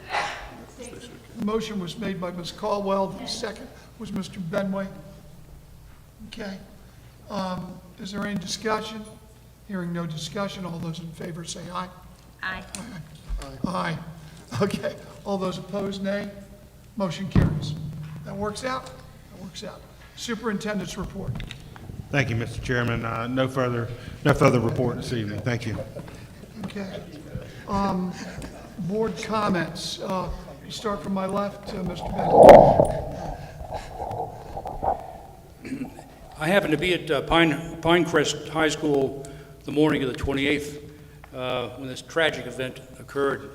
We were getting ready to have a CTE committee meeting, and suddenly everything changed. We didn't realize from inside the building what was going on, but suddenly everyone went into crisis action mode, and everybody apparently knew their precise job and fell right into the place, and they had control over the entire campus right from the beginning. I was very impressed. We also had Mike Metcalf there on scene at that point, and he jumped right in there as the key liaison between the headquarters and the principal, and did an outstanding job. Avery still needs our prayers. She's not out of the woods totally yet, so I hope you will keep her in your prayers. And go to the GoFundMe page that's set up for her, and maybe toss a couple of bucks in too. Thank you. Okay, thank you. Ms. Davis. No further comments right now. Ms. Caldwell. I just wanted to remind everybody, if you didn't know, this week is Teacher Appreciation Week, so anything you can do to give a teacher a thank you, whether it's an email, a little card, of whatever you would like to do, just to let them know that they are appreciated. Okay, thank you. Let's go over to the other side. Ms. Bruno. Okay, first of all, thank you, Sandhills Farm Life, for hosting us tonight. The video, the singing, it was absolutely wonderful. And I did attend Heritage Day this year, and I learned so much. It was great. So what a great school you have. Mr. Benway and I also spent time at Pinckney this past week. And what a great job the staff and teachers do there. Truly, I really want to stand on top of the mountain and tell everybody, wow, Pinckney is great. And I just want everybody to know how proud and how grateful I am to be sitting in this seat and knowing such great people that are in our schools. This means a great deal to me. But I also want to say that I am disappointed with our board's decision tonight on the traditional calendar year. I really ran for this office to make a change and not to go along. And everything that happens in the world today that's really a big change either starts by one person or a small group, and then everybody kind of steps on the bandwagon. And I think we showed a lack of courage, not sticking up for the right thing tonight. Our job is our kids and not to pander after somebody who holds office in Raleigh. I know about the law, but I also know that a whole lot of counties would have followed us if we had had the courage to stand up for our kids, for our teachers, for our schools, and not went with the traditional, what am I trying to say, calendar? Yeah. Calendar. Okay. Thank you. Mr. Holmes. I don't have anything. Okay. Mr. Hensley. I just have one quick thing. I'm going to wax eloquently on something. Last fall, I was at a leadership retreat up in Northmore. It was kind of around a campfire with some athletes, and I was there, oddly enough, as a mentor. So we won't question the judgment of the people who invited me. But, you know, it was a leadership retreat, and there were young men, athletes, you know, just learning stuff. And One of the young men said, "Man, how do you put up with the constant criticism? You know, I mean, you're getting fired from all directions." And it was actually a very perceptive question from the young man. And I thought about it for a minute, and I answered it this way, and it's germane to tonight. And I said, "Look, you're going to get criticized. People are going to criticize you regardless of what you do. You know, you could do option A or option B, and the same people are going to criticize you, maybe different people, but you're going to get criticized. But the main thing is, as long as you don't compromise your values, and as long as you don't compromise your principles, you're never going to criticize yourself. And as long as you never criticize yourself because you never compromise your principles and values, then it doesn't matter what other people say or how they criticize you." And I was thinking about that tonight, and I would just submit that the same things with integrity. Never, ever, ever, ever, regardless of how convenient or, "Oh, well, this doesn't matter because it's of negligible value," is a person should never, ever, under any conditions, compromise their integrity. That's all I have. Thank you. Okay. Let me say just a couple of things. First of all, I want to talk about the pilot just very, very briefly. I had a lot of respect for the pilot. First of all, let me say that the reporting of the pilot is generally very accurate on what we say and what we do, and I'm talking about the factual reporting. So I appreciate that for the most part. The editorial board of the pilot has a poison pen, and they are out for us. And I find that to be reprehensible. Now, these people I know because I used to write for the pilot. And at one time, I thought they were very, very fair. But if you take a look at their reporting on what happened after the incident at Pinecrest and our emailing each other trying to figure out how to make our schools safe and how to make sure that our students were safe, and to discuss whether we needed to do something or whether to let our administration handle it. We did let our administration handle it, and that was a wise decision on our part. And knowing full well, as they should have known full well, that school safety is a confidential portion of what we do here. And when we deal with school safety, we always deal with it in closed session. Knowing all that, they excoriated us. And they said, "You had a no-notice meeting." Okay? And yet, what did they do with Sandhills Community College? You know, Sandhills Community College for 10 years has been having meetings with questionable notice, and at an exclusive country club that if people wanted to get in there, they probably would have been stopped at the guard gate. We have meetings open to the public. You know, I believe that there is a certain, it's a poison pen at the pilot, and maybe I'll call it dislike. Some people might call it hate at the pilot editorial board. That should not be. This past weekend, I was at to like a better term, a seminar with a group. I believe it was called Peace, Love, and Justice. I'm not sure. The NAACP was part of that group. And quite frankly, I was the only Republican in the room. We started at 8:30 in the morning. We ended at 4 o'clock in the afternoon. And before that was over, I know that we had differences. And I don't think anybody in that room voted for me or voted for a lot of my conservative colleagues here. And they probably won't do it again. But we had discussion. We had dialogue. And I believe that we came up with certain portions of a plan of action which will help everyone, and is neither liberal nor conservative. But we talk to each other.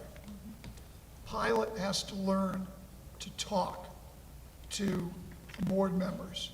Pilot has to learn to discuss things with board members, to find out some of the good things we do And if they disagree with us, tell us the bad things that we do. But don't come out every other day with a poison pen editorial excoriating us. Because what really happens is that the credibility of that newspaper, and I began writing for that newspaper not a few years ago, and when I had my column, I started writing for that newspaper when I was 8 years old. And there was an editor, I believe it was still Sam Reagan. Okay, let's revisit the Reagan tradition, the Sam Reagan tradition. And that Sam Reagan tradition is to get the news out and to recognize good things that happen in our community, as well as criticize some of the things that you might disagree with. And I hope that the pilot editorial board will consider that. As for, I want to thank Sandhills Farm Life for having us here. I want to recognize the passing, which happened, as I understand it, a long time ago, or not a long time ago, in February. Yeah. We just had a funeral for Vernon Crumpler. Vernon Crumpler was my history teacher.